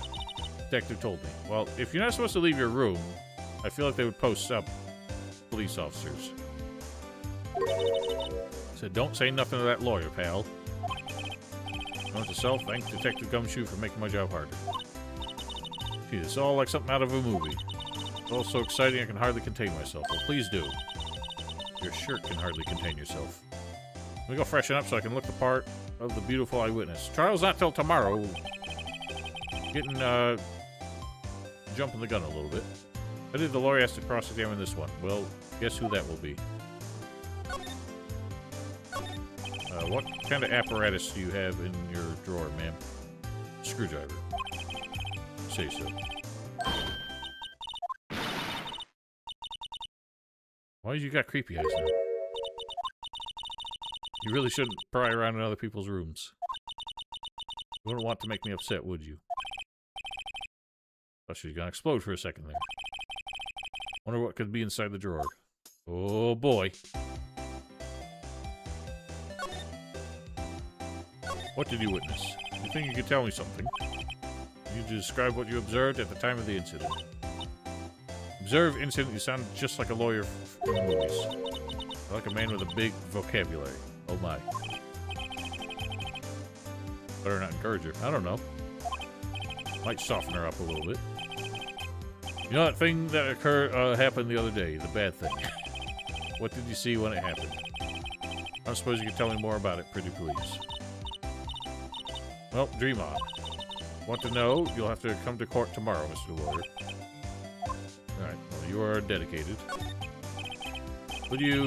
Just exactly who are you? Are you hitting on me? Not in the slightest. Doing my job here. Yes, yes. I don't know. You're a very, easily unnerved fellow, Mr. Wright. Can you just tell me what it is you do? Well, no. So, you're just not going to say anything. This is all a waste of time. See, there are 2 glasses on the table. Were you expecting company? What amazing powers of observation. You must be one of those famous detectives like on television. I'm just a lawyer. Just a big detective. Why don't you go looking for clues in the garbage? What? Miss May doesn't like nosy little lawyers. Well, you seem awful friendly. She is quite stubborn. Well, I need to, like, get her out of the room somehow so I can start stealing shit.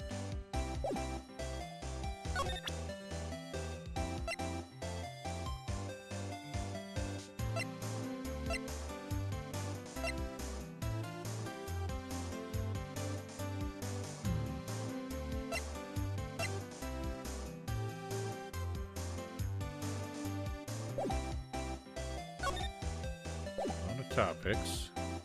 If I examine anything, she's gonna be all like, hey, don't touch. Bottle and 2 glasses. Someone must be staying with her. She won't admit it. Bright summer sunlight streams through the window. It would be difficult to recognize a face from this distance, though. You just gotta recognize them by their outfits. They're all dressed like wackos. Be still life? I don't know. One of those is hanging on the wall. Flowers are fake. No sunflowers and tulips, but that's about the extent of my floral knowledge. Well, this is neither of those. Veg.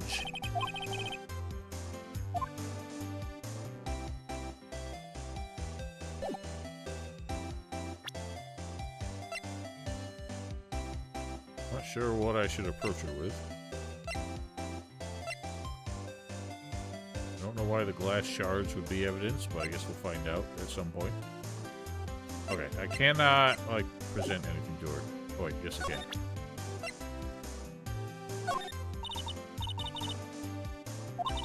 How could I possibly give you any information in good conscience?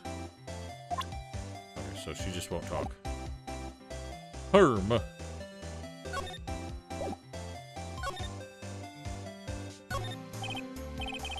What's inside, I wonder. Maybe later. Alright, so I gotta find a time where she's, like, out of the room or distracted with something.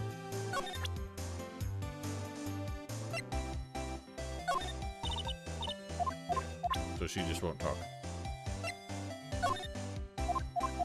Alright, I had to make sure. I guess we're done here. Go back to Grossberg, see if he showed up.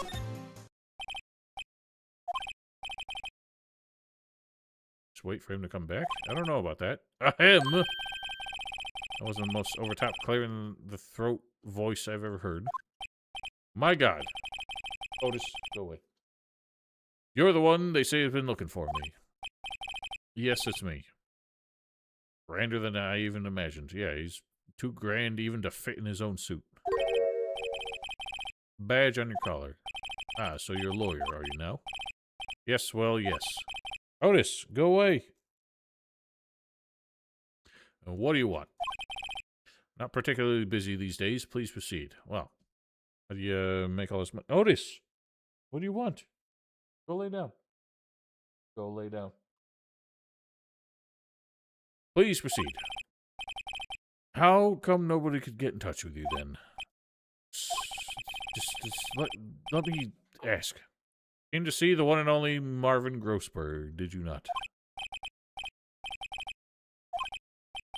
Well, sir, actually, it's about Maya Fey.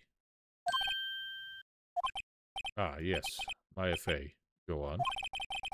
Why the strange reaction? Ah, cha-cha. Really quite busy here, son. You just said you're not busy. Can't go taking cases on a day's notice. It's quite impossible. Wait a second. How did you know the trial was tomorrow? Irk? Ahem. Anyway, I'm afraid it's entirely impossible for me to represent her. Sorry. End of discussion. Well, so much for that. Refused before I even got a chance to ask him. Indeed, Val. What do I tell Maya? Well, I tell her that I'm representing her. Why this guy's such a shithead? Mia really seemed to think he was dependable, but he must be compromised.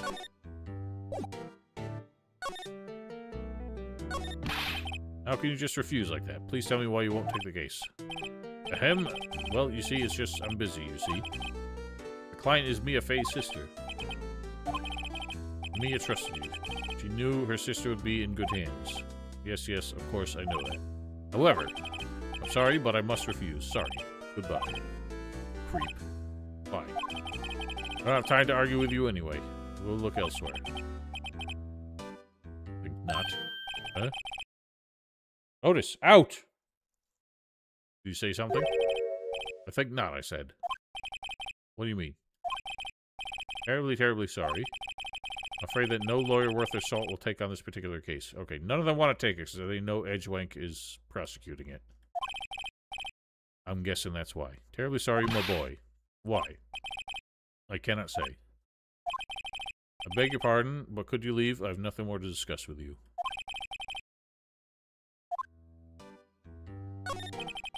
How did you know Mia Fey? She worked here a long time ago. Quite the apprentice, that one. Learned my techniques in the blink of an eye. She left one day, quite suddenly. She had a mission, you see.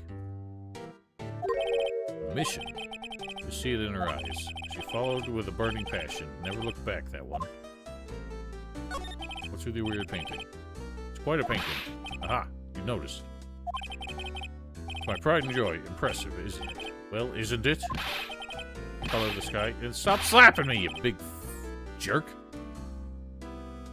The hue of the sea, the weave of the straw hat. Worth at least 3 million. I have no intention of parting with the... That sentence is done. I won't sell it, not even to you. You think I can afford that crap? I wasn't asking. Alright, Otis is like really fidgeting, so I think he's got to go outside. I'll be right back. I'm gonna watch this man's mustache twitch.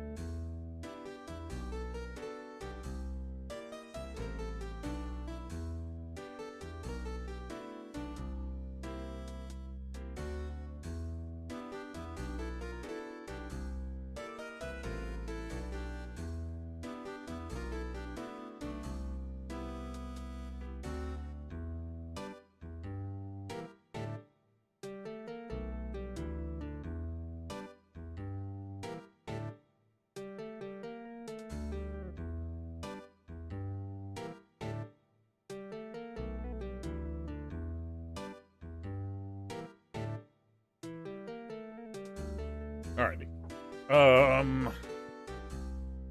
How should we approach this man? Hello, Panaguisepa. However you pronounce that.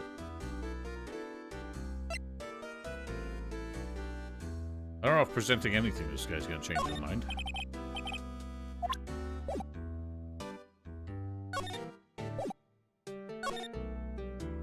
So he just, like, says no. Well, you suck, and I hate you. I'm leaving. So how should I do this first? I'm guessing nothing will change here. Nope.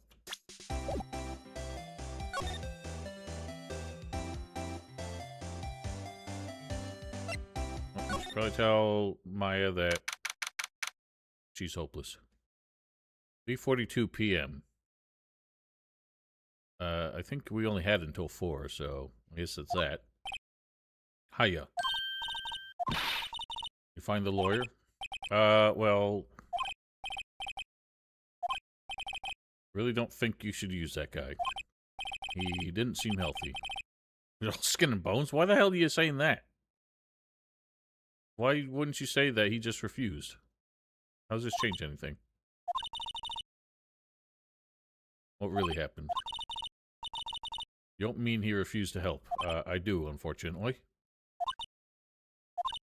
I see. I've been abandoned, then. What about your family? I only had my sister. My father died when I was very young. I don't know where my mother is. Don't know, so she could still be alive? One in my family have been mediums for generations. They say a lot of spiritual power runs in our blood. 15 years ago, the family was involved in an incident. There's a man, and he ruined our mother's life.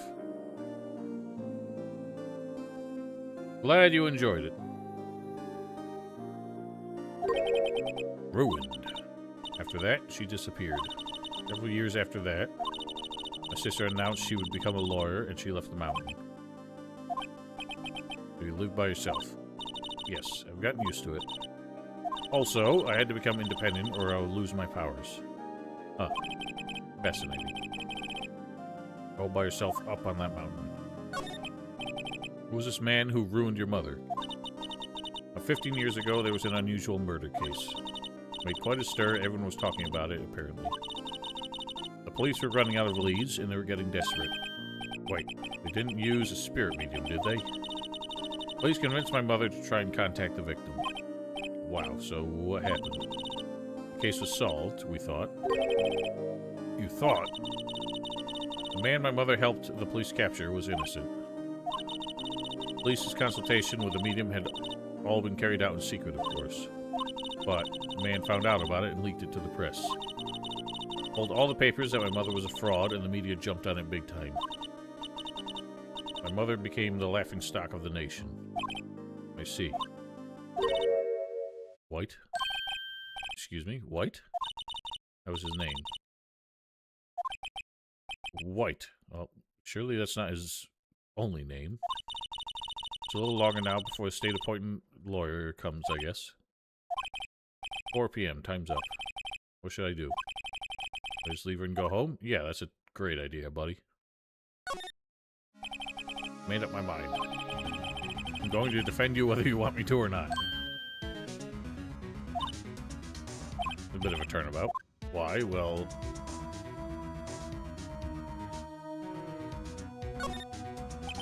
You aren't the culprit. Someone else is. How do you know? I have a hunch. Given the evidence, it would be easy to assume that Maya was a killer. There's something about this whole thing that smells fishy. You don't say. Witness's strange behavior. Was that all an act? The way that lawyer refused to help out Maya. But more than all that, she has no one left to help her. Nothing is more sad or more lonely than that. I know I've been there a long, long time ago. Oh, you have a storied history, don't you? Why did I become a lawyer in the first place? Someone has to look out for the people who have no one on their side. Maya, I won't abandon you. You can count on me. That's so kind of you. But I still don't think you trust my abilities. Well, let's fight this one and get you out of here. Right? Thank you. Looks like an entirely different person. Yeah, her eyes are kind of creepy in a way.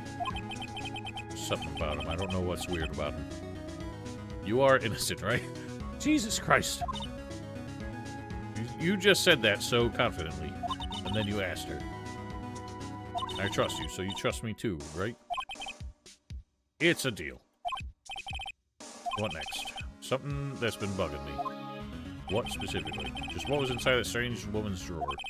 Good question. When I tried to go in that drawer, that she got all defensive. There has to be something in there.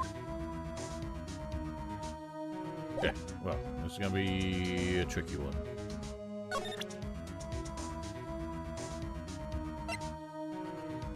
We have your phone.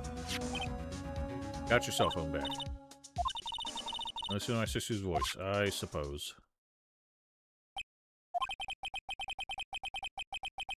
Her eyes closed, she listened to every word with such intensity. Before long, tears began to roll down her cheeks. Thank you. Okay. Don't have anything more to tell us then.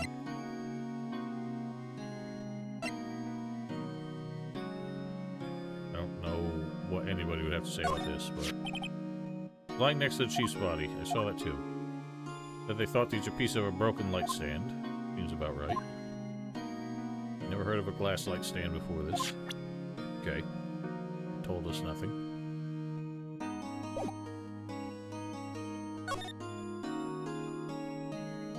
Nothing else to see. So, we gotta figure out how to get that lady away from... the screwdriver. I don't know how. But Detective Gumshoe has gone home. Police are still keeping themselves busy. No one has time to talk to me. Guess I'll head out. Okay. Eh? Where have I been this? Guess I'll have to water it now. Okay. I don't know why the tree had a different thing to say that time.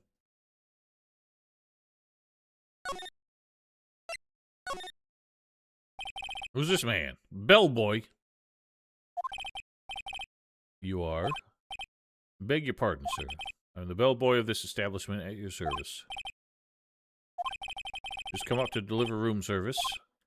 Do you know where Miss May might be? I believe our guest, Miss May, is currently using the facilities.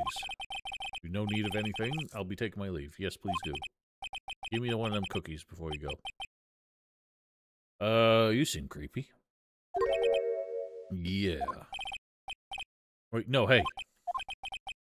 Why does it seem like every time I come up here, I end up embarrassing myself? Well, because you're a dumb shit. Now's my chance to snoop around a bit. Oh. Well, he came back. Almost forgot. Might I ask you to inform Miss May that there's a message for her? Please tell her that Mr. White of Blue Corp has phoned. Mr. White? You don't say. Sure. Mr. White of Blue Corp. Opposed to Mr. Brown of Yellow Corp. Where have I heard that name? Well, we know. White. That was his name. The man who has ruined everything. Could it be a coincidence? It probably would be. Let's check this out first. Screwdriver sticking out of the half-open drawer. Let's see what's inside. Pling. What do we have here? A wiretap? What would a woman like her be doing with a thing like this?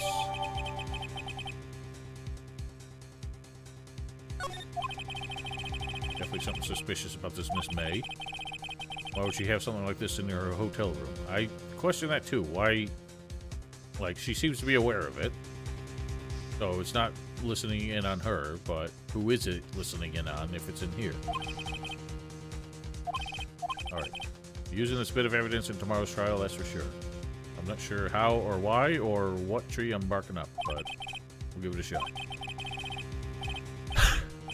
Beg your pardon, Mr. White. Right. Yeah. Time to scram. Time to skadoodle. Oh, Phoenix. To be continued. Oh boy. Was that the end of a chapter? But, like, we still got everything else to do.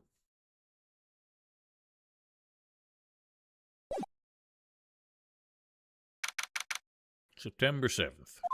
Okay, so there's no more looking to do. I thought we were going to be able to go try and listen to the message from Mr. White. Court is now in session for the trial of Miss Maya Fey. There's Edgeworth. Defense is ready. Miles Edgeworth. Does not show any signs of weakness today, or he'll be on me in an instant. Pardon. Well, don't spoil anything, please, Samandra. Or Samanda. Samandadrus.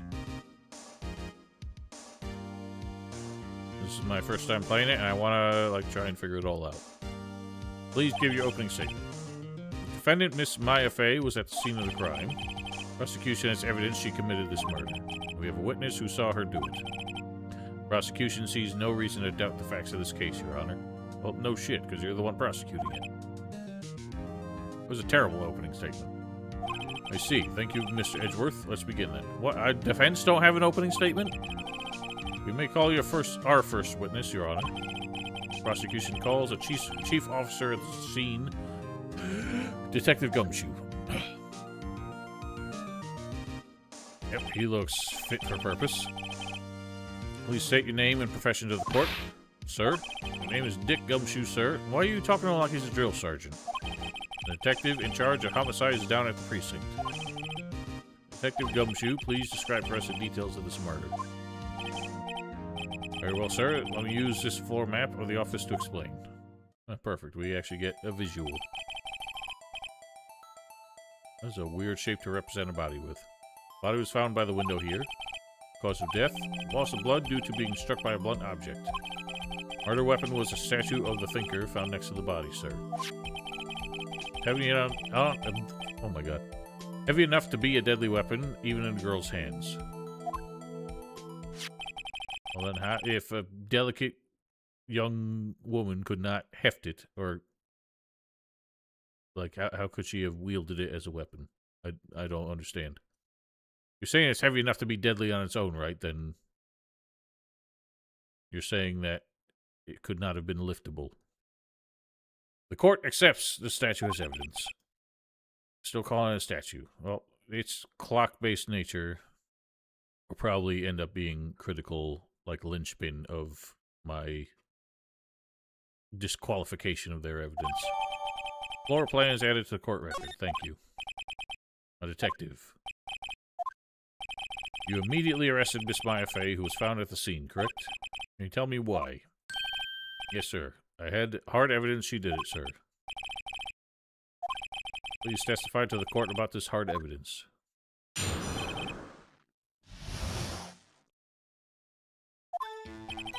As soon as the phone call came in, I rushed to the scene. There were two people there already. The defendant, Miss Maya Fey, and the lawyer, Mr. Phoenix Wright. Immediately arrested Miss Maya Fey. Why? We had a witness account describing her. Witness saw Miss Maya Fey at the very moment of the murder. That very moment, you say. Very well. Well, they're always very specific about exactly when they saw things, and that seems to always be what defeats their testimony. You may begin your cross-examination. All right. Cross-examine what? You barely told anything. Let's see a single contradiction in that testimony. Whoosh. Smack. I just threw something at me. Well, that's not how... You can't get away with that in court. What's this? When my sister couldn't find any contradiction in the witness testimony, she would bluff and press the witness on every detail. Witness always slips up and says something wrong. Worked lots of times. Yes, indeed. So, yeah, we got a bluff. And bluffs are very tenuous. I feel like it's kind of like a coin flip I bluff on the right point. No, Your Honor. I'd like to begin my cross-examination. Well, good, because your turn. As soon as the phone call came in, I rushed to the scene. There were 2 people there already. Defendant, Miss Maya Fey, and the lawyer, Miss Phoenix Wright. Mr. Phoenix Wright.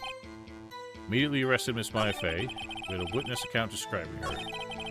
Witness saw Miss Maya Fey at the very moment of the murder. This is what the only thing I feel like I could press. Hold it! Hold on just one second. I heard correctly. You said you arrested her because you had hard evidence she did it, correct? Did I say that me? Yes, you did. I heard you say it. You did say it. Thank you, Judge. Exactly what about the suspicion woven in Pink's claim was hard evidence? What? Miss Maya isn't suspicious, and she sure isn't pink pale. She is definitely that. I guess she is pink. It's enough, Detective Gumshoe. Do you have any more solid proof other than her claims? This pressing can have its advantages. Yes, indeed. Yes. It's going to be the receipt. Sorry, I got the order of my things mixed up in my testimony, sir. Something I should have told you about first. Well, Detective, let's hear your testimony again. Again, you don't get a mulligan on your testimony. What you say is admissible. Hard evidence. After securing the suspect, I examined the scene of the crime with my own eyes. I found a memo written on a piece of paper next to the victim's body. On it, the word Maya was written clearly in blood. Lab test results showed that the blood was the victim's. Also, there was blood found on the victim's finger. Before she died, the victim wrote the killer's name. How do you like that? That's my hard evidence. It's, still a bit soft, brother. Before we begin cross-examination, I have a question for you, Detective. Your Honor. Why didn't you testify about this vital piece of evidence the first time? I know. Real embarrassed I forgot about it, Your Honor, sir. Try to be more careful. These guys just are so incredibly, like... Why am I blanking on the word? Like, incredible. Uncredible.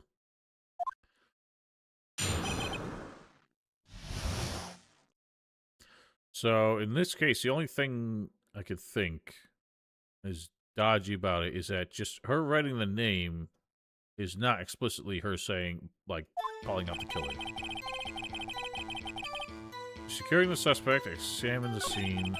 Memo. Where Maya was written in blood. Test results show the blood was the victim's. Blood found on the victim's finger. Victim wrote the killer's name. We don't have any evidence to contradict it. I don't think. Well, so this. Death was instantaneous. I said that the moment this started. That's the biggest discrepancy here. Objection! Detective Gumshoe, there's one thing I want you to clarify for me here. Say that the victim, Miss Fey, wrote this note. She was accusing the defendant, Miss Maya Fey. That's really what you're saying. This is one of those lawyer tricks now, is it? Of course she wrote it. Who else could have? You have it backwards. Backwards? The victim is the only person who absolutely could not have written it. The report from your department, Detective. Immediate death due to a blow from a blunt object. He died immediately. But no butting your way out of this one. We've already had enough butts for one day.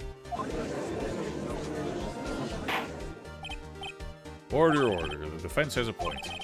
Someone who died immediately wouldn't have had time to write anything down. Objection!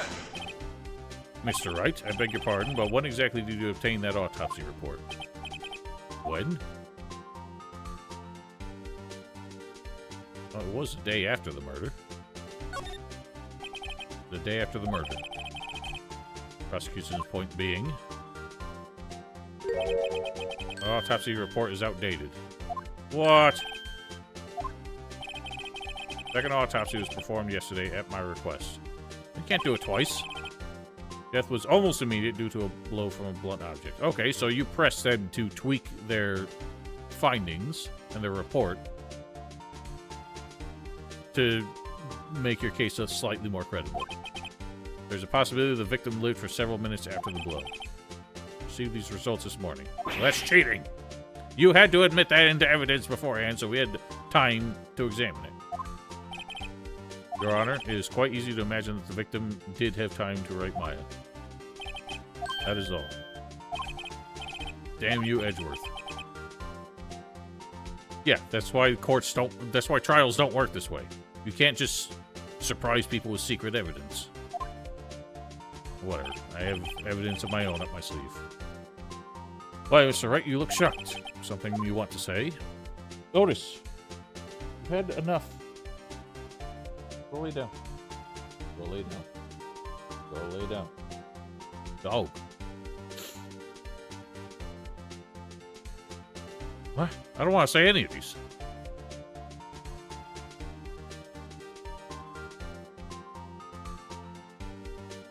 No, I don't want to say any of these. Do I have to?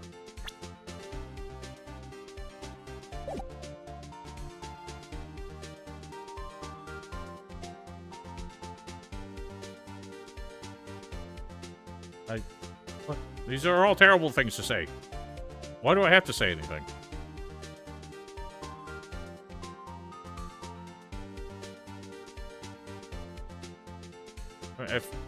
I feel like the detective's questionable, but him just pulling a surprise autopsy out of nowhere is what I have the most problem with.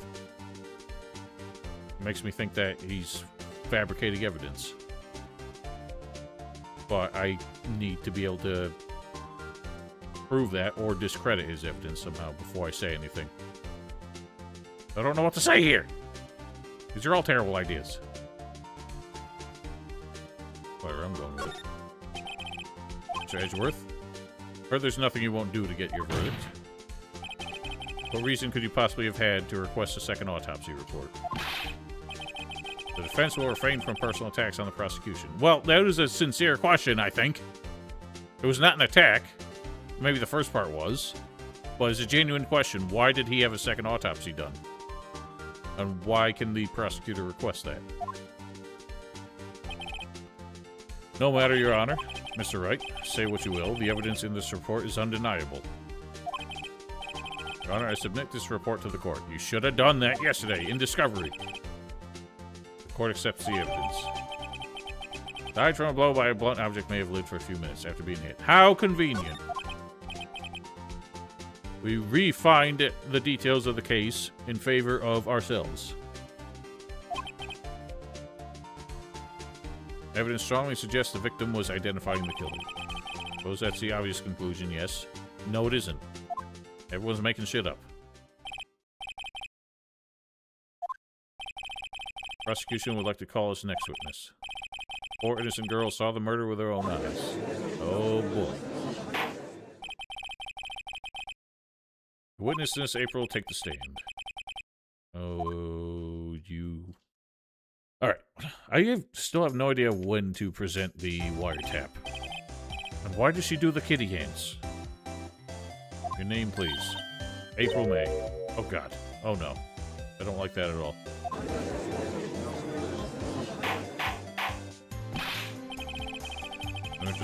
Introduction should not require a reaction from the crowd. Hello, Caprice. What's up? Witness will refrain from wanton winking.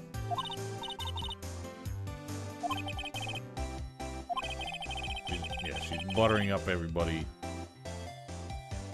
I mean, who cares what the audience thinks?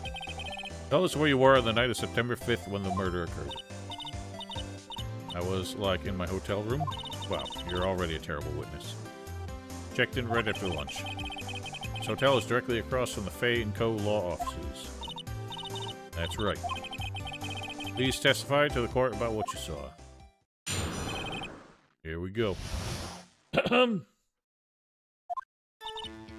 was like 9 o'clock at night. What are you doing, you jerks? Animals are, like, harassing me today. They don't like the new stream hours. I looked out the window, you know. And then, ooh, I saw a woman with long hair being attacked. The one attacking her was a mousy girl sitting in the defendant's chair. And the woman, like, dodged to one side and ran away. The girl, she caught up to her and she hit her. A woman with the long hair, kinda slumped. The end. That's all I saw. Why did your tits bounce? What physics occurred there?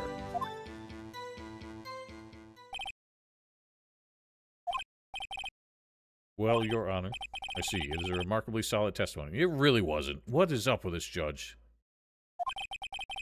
I don't see a need to trouble the witness. No! I have my chance. That is how this fucking procedure works, Your Honor. What about my cross-examination? Yeah. I thought the witness testimony was quite firm, didn't you? No! That is not how this works, Judge. Who the fuck elected you? I understand you were Miss Mia Fey's understudy, were you not? You must know her techniques well. Cowardly way of finding tiny faults in perfectly good testimonies. What? How is that cowardly? That is how lawyering works. Will you cross-examine the witness? Yes, I will. Why wouldn't I? Only because I have a feeling Edgeworth doesn't want me to. He has to have some weakness. Okay. This one's tough, because I don't really know what to press her on yet.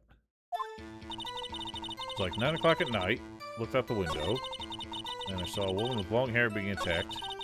One attacking her was a mousy girl in the defendant's chair. A woman dodged to one side and ran away. A girl caught up with her, and she hit her.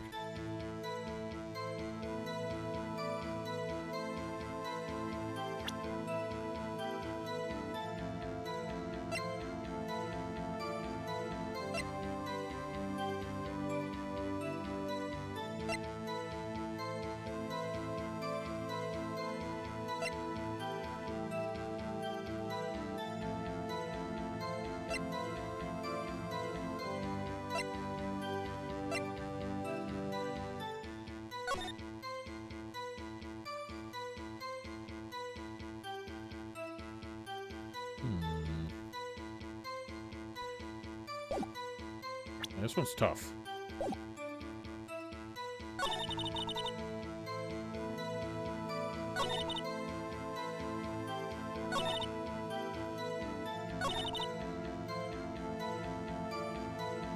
Nine o'clock.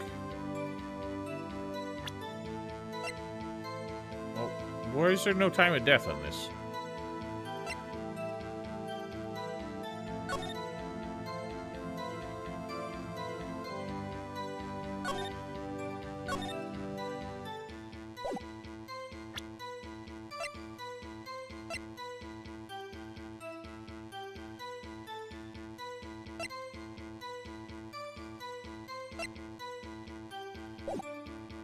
I don't know what to press or introduce here.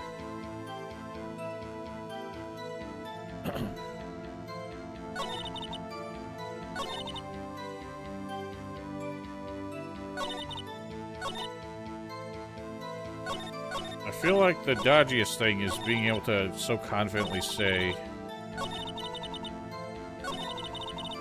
who was there when it happened. 9 o'clock at night, it would have been dark. It seemed like the lights were not on in the office, so how did she so clearly recognize them? Hold it! Why did you do that? Huh? Why? Like, why what? Why did you look out the window? Were you expecting to see something? Well, gee. She can't get out of this question that easily. Sort of, you know. Just bounced my tits. Had a feeling. I have a feeling she's trying to avoid the question. Press a little harder on this one. Do it. Really, you must have had a reason to look out your window at that time of night. Objection! Mr. Wright, I will not have you badgering my witness. It is a question that she is failing to answer. You insist on needling her with these trivial questions. don't think it should be allowed. Okay, so the reaction of the crowd does matter. I guess because the judge is so easily influenced.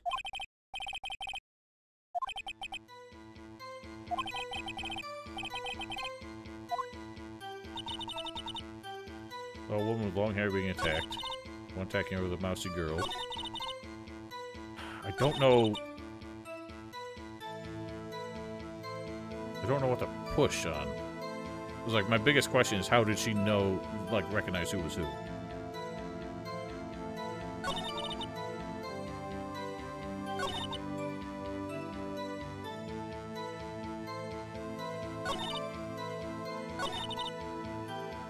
So, I think this is the only place where I can press that.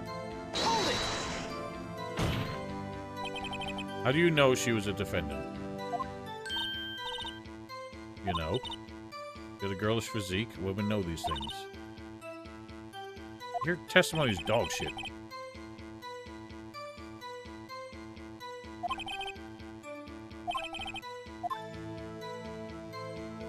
Well, yeah. I question the testimony. Hold on a minute. Testimony stinks. Willing to bet that you're lying. But I don't really have a good cause for that. You're telling the truth. Did you really see the defendant?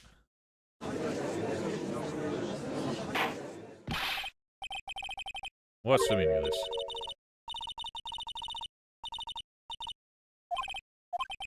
If you had really witnessed my client, you would have noticed her clothes before noticing her physique. Okay, that's not really the angle I was trying to bark up, but... No one wears clothes like this on a daily basis except her. I'm no expert on fashion, but a hairdo looks far from normal to me. However, the witness testimony mentions neither of these things. The testimony is bogus. Still, we don't know if she was dressed that way on the night of the murder. Well, we do, because she was there. She was, Your Honor. I saw her. So did Detective Gumshoe. What do you say to that, Miss May? What are you trying to say, you mean lawyer? I saw what I saw. I just didn't think all the trifling details were necessary. I mean, they are. This is how lawyering works. Court would like to remind you to please omit nothing in your testimony. Why the bouncy boobs? It was really weird.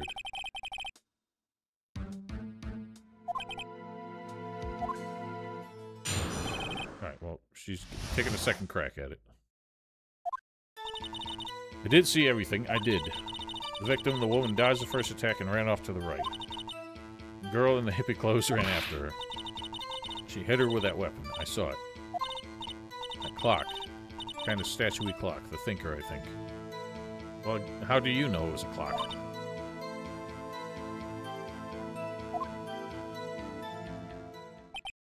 I see. I only wish you had been so detailed from the beginning. Yes, as always.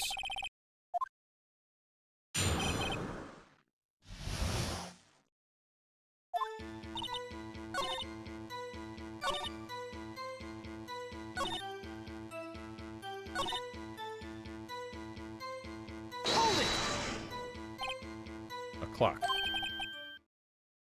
Did this come up on another testimony recently? You can't win them all. No, but I have a feeling I'm onto something now. Yes, indeed. How did you know it was a clock? Objection! Miss May, what you said now is quite revealing. Not in public, madam. You just said that the statue of the thinker was a clock. There's no way of knowing that just by looking at it. Another person in much the same position as you recently called this a clock, too. He was found guilty of murder. Is this going to end up being like all these murder cases are connected? Pardon. Care do you explain how you know this was a clock? Objection! The witness saw the murder with her own eyes. Well, no, we need the details, brother.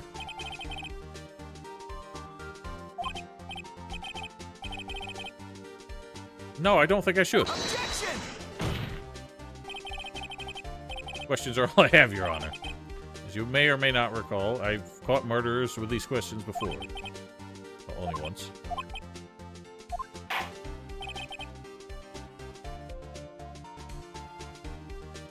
No, my objection was the same. Thank you.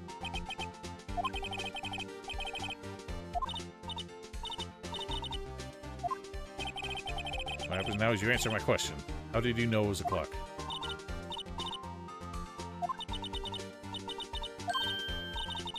I heard it say the time. From across the street through closed windows? You've been to the offices of Fay & Co. No, I didn't say that. Why would I go there? I heard it from my hotel room. Offices of Fay & Co. where the murder took place is very close to the hotel. It's across the street! Windows were closed. No, not at all. No, Your Honor. I'm not satisfied because she couldn't have heard... Oh, no, it couldn't have rung because the clockworks are out. Your Honor, members of the court, it is inconceivable that the clock in question rang. It's empty. The clock is missing its clockwork. How could you possibly? Just take a look, right now. See anything interesting, Your Honor? As the defense says, the clock is missing its clockwork. It is quite empty. Mr. Wright, would you care to explain to the court the meaning of this? It is as you can see. The clock was empty, it couldn't have rung. Therefore, this witness is a big fat liar.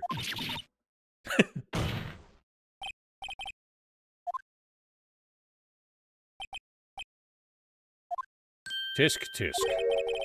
Quite a show you put on for us, Mr. Wright. He knew the clock was empty. Somehow he knew. Afraid you've forgotten one thing, however. Indeed, the clock is empty, as you say it can't ring. However, we must ask, when was the clockwork removed? It was after the witness heard the clock, then there's no contradiction. Well, it wasn't, because we have it on a phone call. That's true. There's a possibility. The clock might have been emptied after she heard it, and that is exactly what happened. Oh, no, it ain't. Oh, no, it ain't. Can you prove when the clockwork was removed? Oh ho, impossible, of course.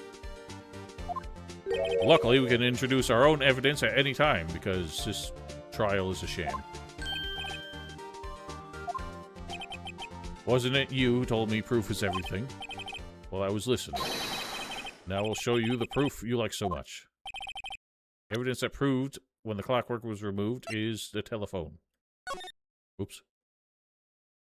Whoops. Yes, that. Eh? Eh? What? I'm trying to introduce it. Present. Take a look at this. Take a listen at this. That's a very cute cell phone. Thank you, Your Honor. This isn't my phone. Listen. This is the defendant's cell phone, and it contains a recording. Recording of a conversation she had with the victim on the day of the murder.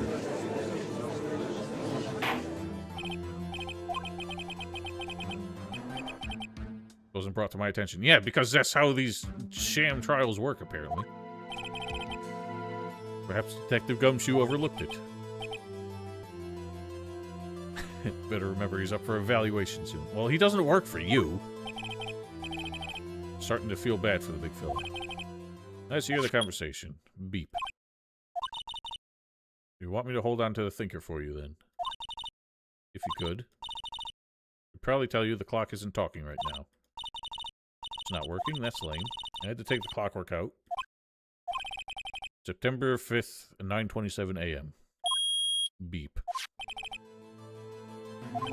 Your Honor, I think this makes it clear the clockwork was already gone by the time this was recorded. Which was well before the witness even arrived at her hotel. Ma? Well, Miss May, would you care to explain this to the court? Just how did you know that the weapon was a clock? Well, isn't it obvious? Saw that clock before. What store was it at again? Okay, so this is falling apart and only getting easier as we go, because we know this was a handmade clock. That's what this is silly. Witness had seen it before, that would make sense. Judge, you were in the previous trial where we confirmed that these were... No, wait. He said afterwards that they were handmade. Never mind. Witness claims she had seen it before, but this directly contradicts a piece of evidence that already submitted to this court.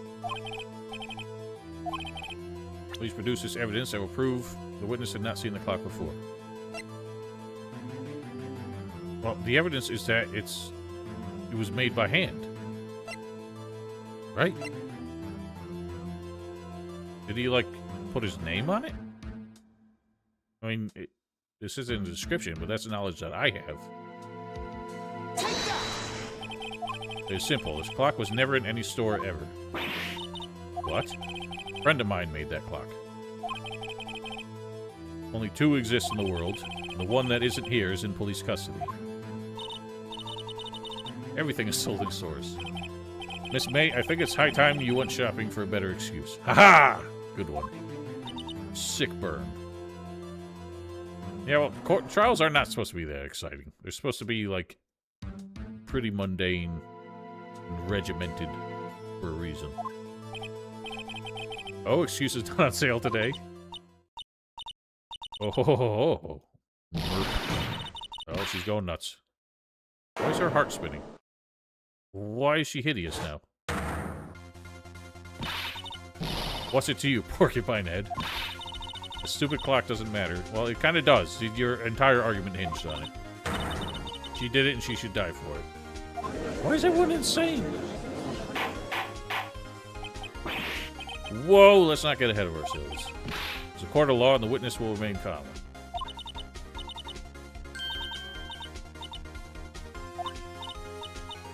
Why do you say so many non-words? Did I, like, lose it? Yeah, you sure did.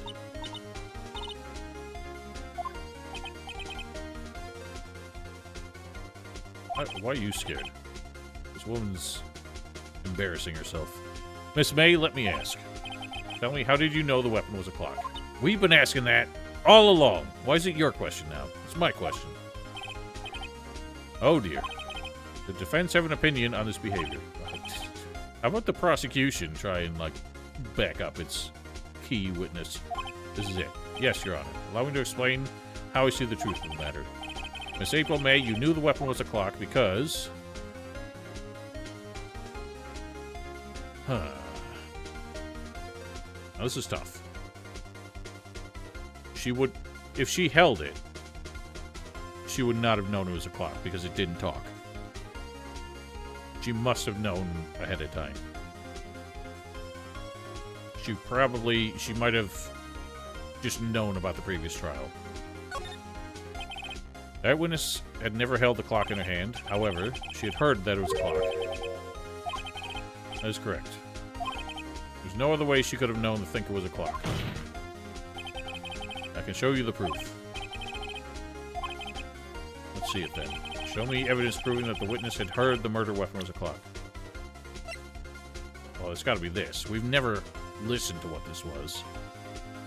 But it's the only thing that could reveal it. Have a look at this. Found this in Miss May's room. I still don't have a clue what it is. Please explain to the court what this is. Miss April May, you were tapping the victim, Miss Mia Fay's phone, weren't you? Objection! Your Honor, this is irrelevant. I'm not entirely sure that it is. Thank you, Judge. Jesus. Troubles me that our witness was in possession of a wiretap. The defense truly claimed that the witness was wiretapping her phone. I am. Absolutely. Even if that was the case, which it's not, you still have to prove one thing. Did the victim ever say that the weapon was a clock on the phone? Yeah, in the recording. just did! It's simple.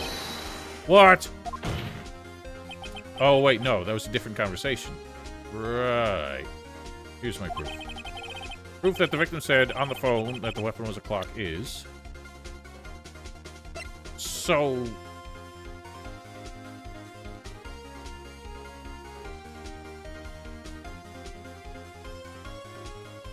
I'm unsure of this now.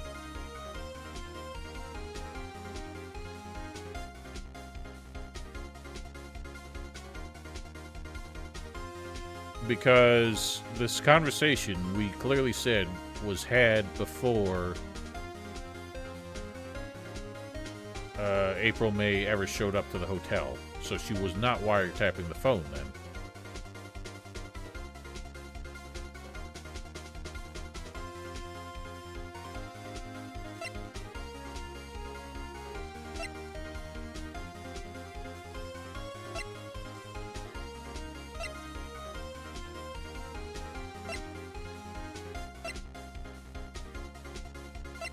Oh no, my case is falling apart.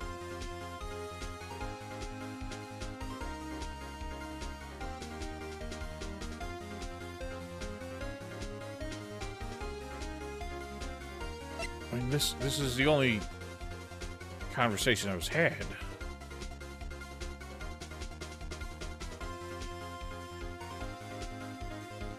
I don't know, man.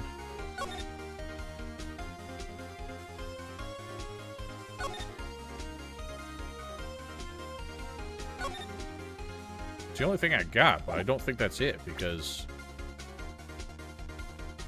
Unless she was wiretapping the phone before she ever got to the hotel, or ever checked in. That's all I have, though. You've seen that. Listen once more to the conversation. Yes, we've heard this. Clock made to look like a thinker. There you go. You used the wiretap to listen to this conversation. It's how you knew the thinker was a clock. Am I wrong? Objection! Your Honor, this is ridiculous. Your Honor, look at the witness's face. Does she seem amused to you? The defense demands an answer. Answer the question. Did you tap her phone? She could still just lie. Ms. May. Shut up, all you. What gives you the right to talk to me like that? You lawyer? The worst thing you can call a man. I like how in this view she's still in the cat pose. It's no fair. All you ganging up on me like that. Oh, so I'm the bad girl. Is that it?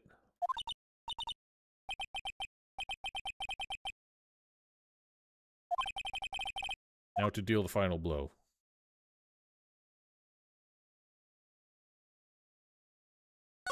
Whoops, I actually didn't mean to click that. But it is a solid question. Why did you tap her phone? Answer the question. Do I have to? Yes, you do. Isn't this a murder trial? Isn't tippy-tapping irrelevant? Well, it's not irrelevant. It is genuinely not irrelevant. It's a solid question. Why were you wiretapping the phone of a murder victim before they were murdered? Miss May, you were tapping the victim's phone. That is extremely relevant. Thank you. Finally, people are making sense. While this court does not condone the defense's tone of voice, he has a point. Well, Miss May, do you have an explanation? Can you prove that you had nothing to do with this murder, even though you tapped her phone? Mr. Lawyer, I saw that evil, evil grin. You were probably thinking I'd like to see her pull that off, weren't you? Eddie, why are you here? You're not the first man who's thought that, and of course I can and I will. You can't be serious, no way.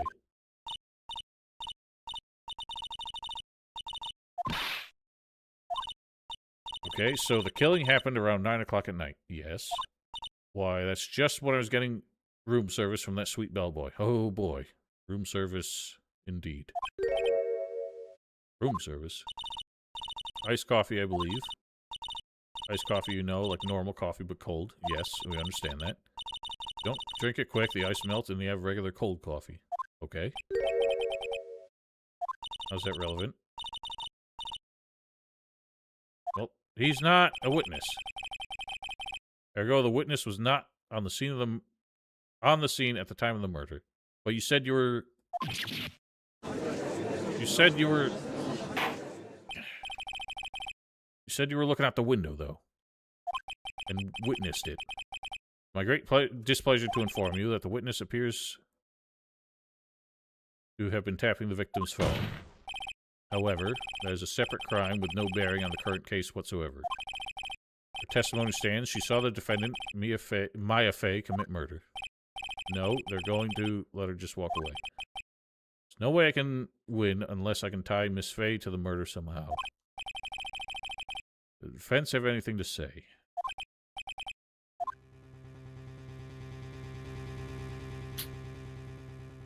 This is a tough one.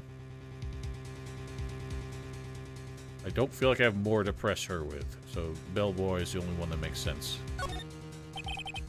Defense would like to call the hotel bellboy as a witness. Something suspicious here, and I'm going to get to the bottom of it. Oh, I don't think I have. Object to calling the bellboy. Why? What's your reason? Because I hold that the wiretapping had nothing to do with the killing. But he's still a testimony to what she was doing that night. He's still a witness to that.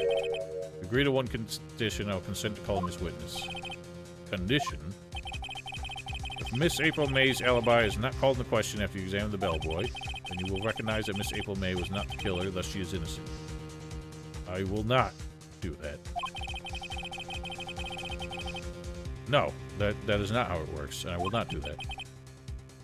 You don't get to make conditions in a court of law between, like, lawyer to lawyer. That's not how it works. But I find something suspicious in that bellboy's testimony, otherwise Maya will be declared guilty on the spot. That's not how it works! These courts are dumb. I think I have to. Nothing to lose except for everything. Understood, I accept your condition. Oh, I don't think I did. Very well. Court calls the hotel bellboy to the stand. I didn't really pay enough attention to him.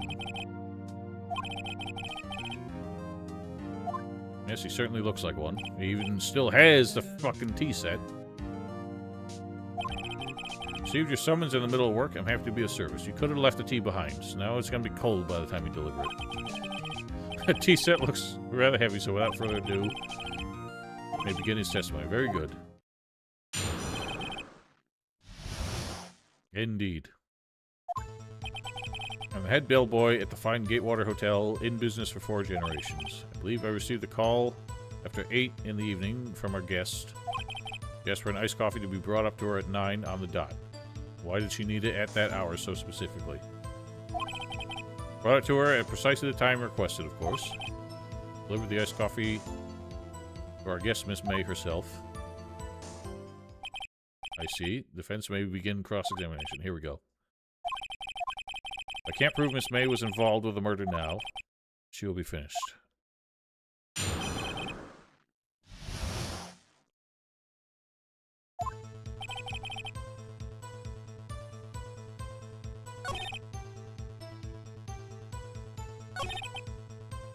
Nice coffee to be brought at 9 on the dot. Why on the dot?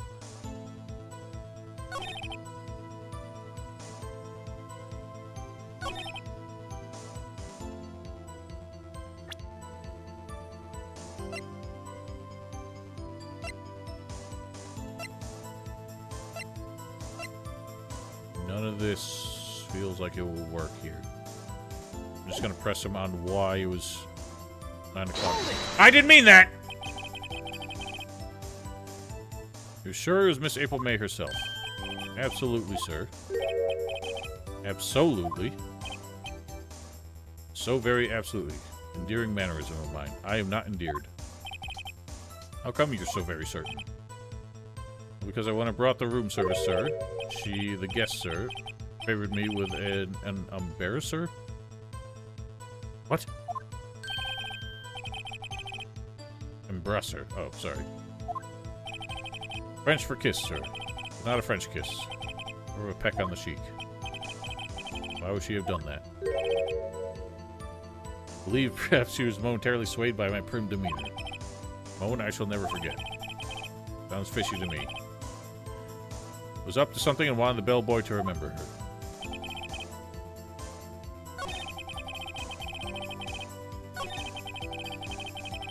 I have to ask why it needed to be exactly at 9. Hold it! 9 o'clock on the dot, you say. Confirmed that detail several times. Watching a program on the TV and wished to have a drink after she finished. 9 o'clock, the time of the murder. It's no good. There's nothing there. No, there has to be something there. Did I lose? Finally, you understand. This bellboy has absolutely no reason to lie. If you have any decency, end this rather tedious cross-examination here. It was a bit tedious. Witness may leave the stand. No!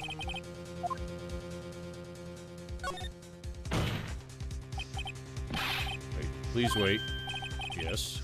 Do you have something to add? One last question. Let me ask one last question. Must object. The charade of justice has gone on long enough. This whole fucking legal system is a charade. Now, Mr. Edgeworth. Mr. Wright, I'll give you one more question, and that is all. Really, now this is my last chance. What do I ask him about?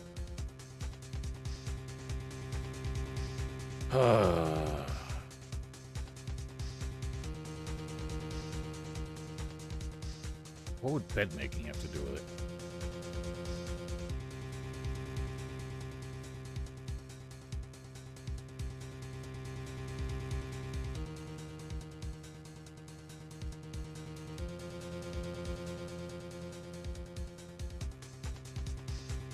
Why are you animals just all over me? Go away, Otis. Go away. Eddie, go back to your pillow.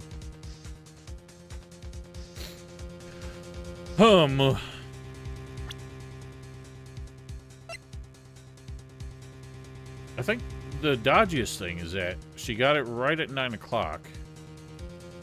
And then that's when the murder happened. So it, to me, makes it sound like she could not have been looking out the window.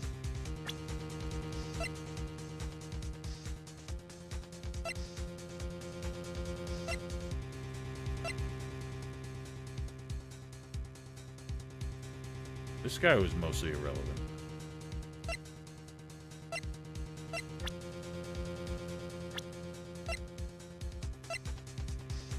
My God, I did not realize your sister was that much younger. 24? Man, this job really ages you, doesn't it?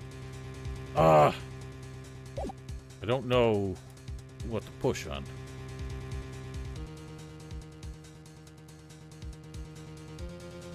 I only have one question left. Room service doesn't feel like there's an avenue there. I don't know how bed making would get involved.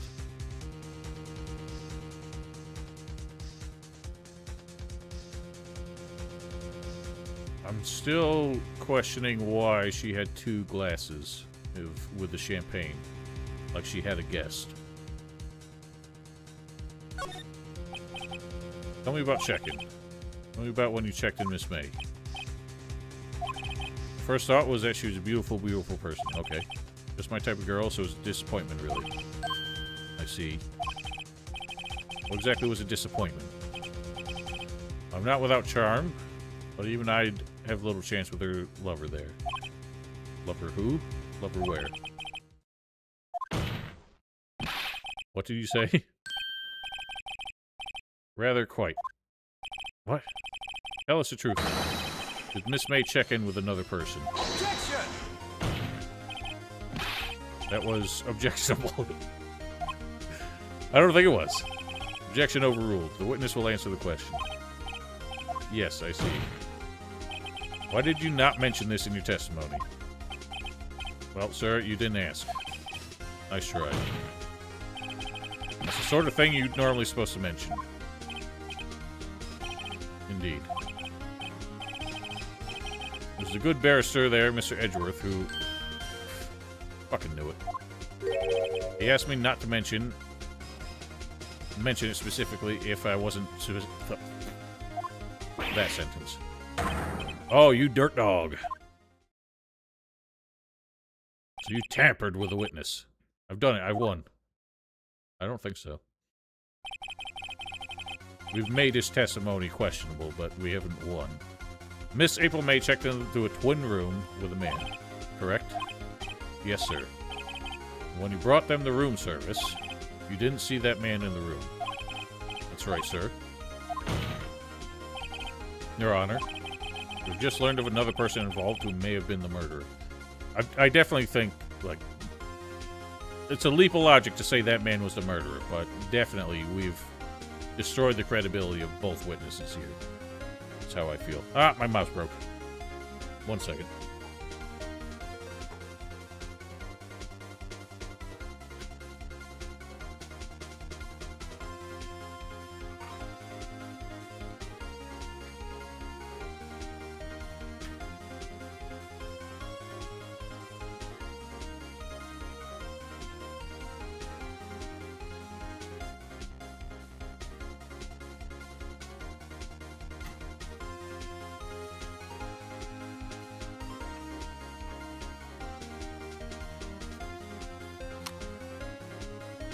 Okay, we can proceed.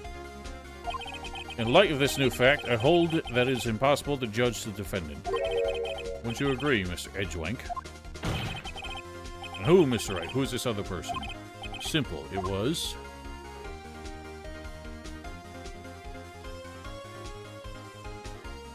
I mean, who else would it be? The man with Miss May.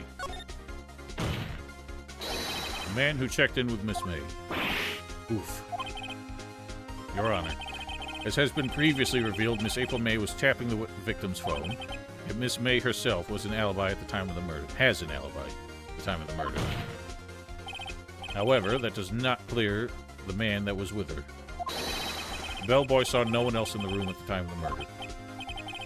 What a convenient little setup, but it's too late. How so? Too late? Suppose you'd like it if it was too late, wouldn't you? After all, it was you who hid the presence of this other man from the court.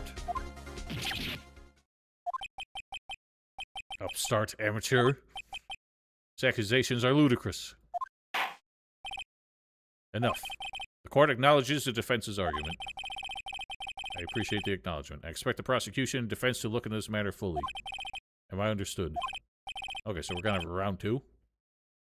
Yes, Your Honor. That is all today for the trial of Miss Maya Fey. Court is adjourned. Holy smokes.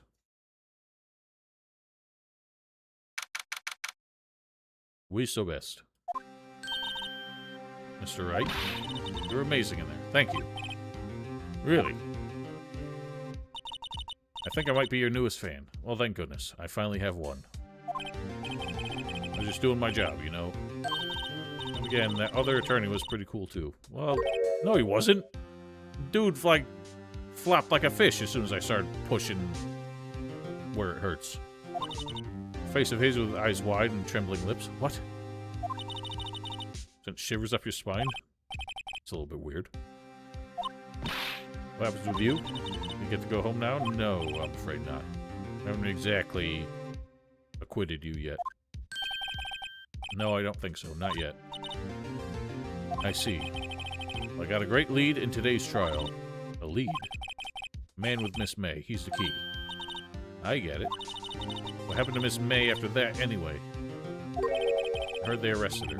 I guess she's learning her charms won't work everywhere. Probably at the detention center right now. I may have to go down there later. Anyway, this case is far from closed. Yes, sir. Want to find out more about this man. You think he was the one who... Maybe so. Don't worry, I'll find him by tomorrow, I promise. I'm counting on you. I'm counting on me, too.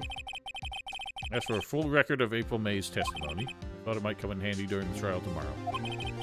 Now that I have it, I'm not so sure. Most of her testimony was all lies. In fact, there's only one part that hasn't been stricken from the record.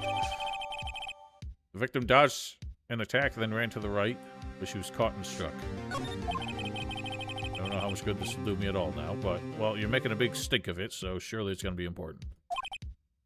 Anyway, time to hit the pavement and do some investigating, because we are detective lawyer, not just lawyer. I doesn't belong in that detention center, and it's up to me to set her free. Hoorah. To be continued. Alright, well, this will be continued another day. That's enough. Man, that's only half of the first case. I mean, besides the tutorial case. It's already that long. I don't know how many cases there are in the first game. But, pretty fun. I'm enjoying the game so far. It's somehow a less ludicrous puzzle than I expected, but I'm sure it'll only get wackier from here. It's just gonna move on, isn't it? No, I'm done. I'm done for today. How do I leave? Oh, title screen. I did save. Tell me I saved. Yeah, it's right here. Day 2 investigation.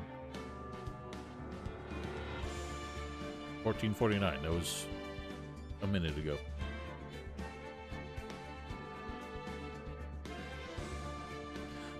You scared me. Nope. Alright, so that'll be it. I cannot stream tomorrow, so we'll pick this back up next weekend. And I will try to make more time for a longer stream, since the Sundays just have not been happening. But unfortunately, I do not have that time today. But for now, this will be it. Have yourselves a wonderful week. Stay safe, stay healthy, stay warm, most importantly, because my God, it's been freezing lately. And goodbye.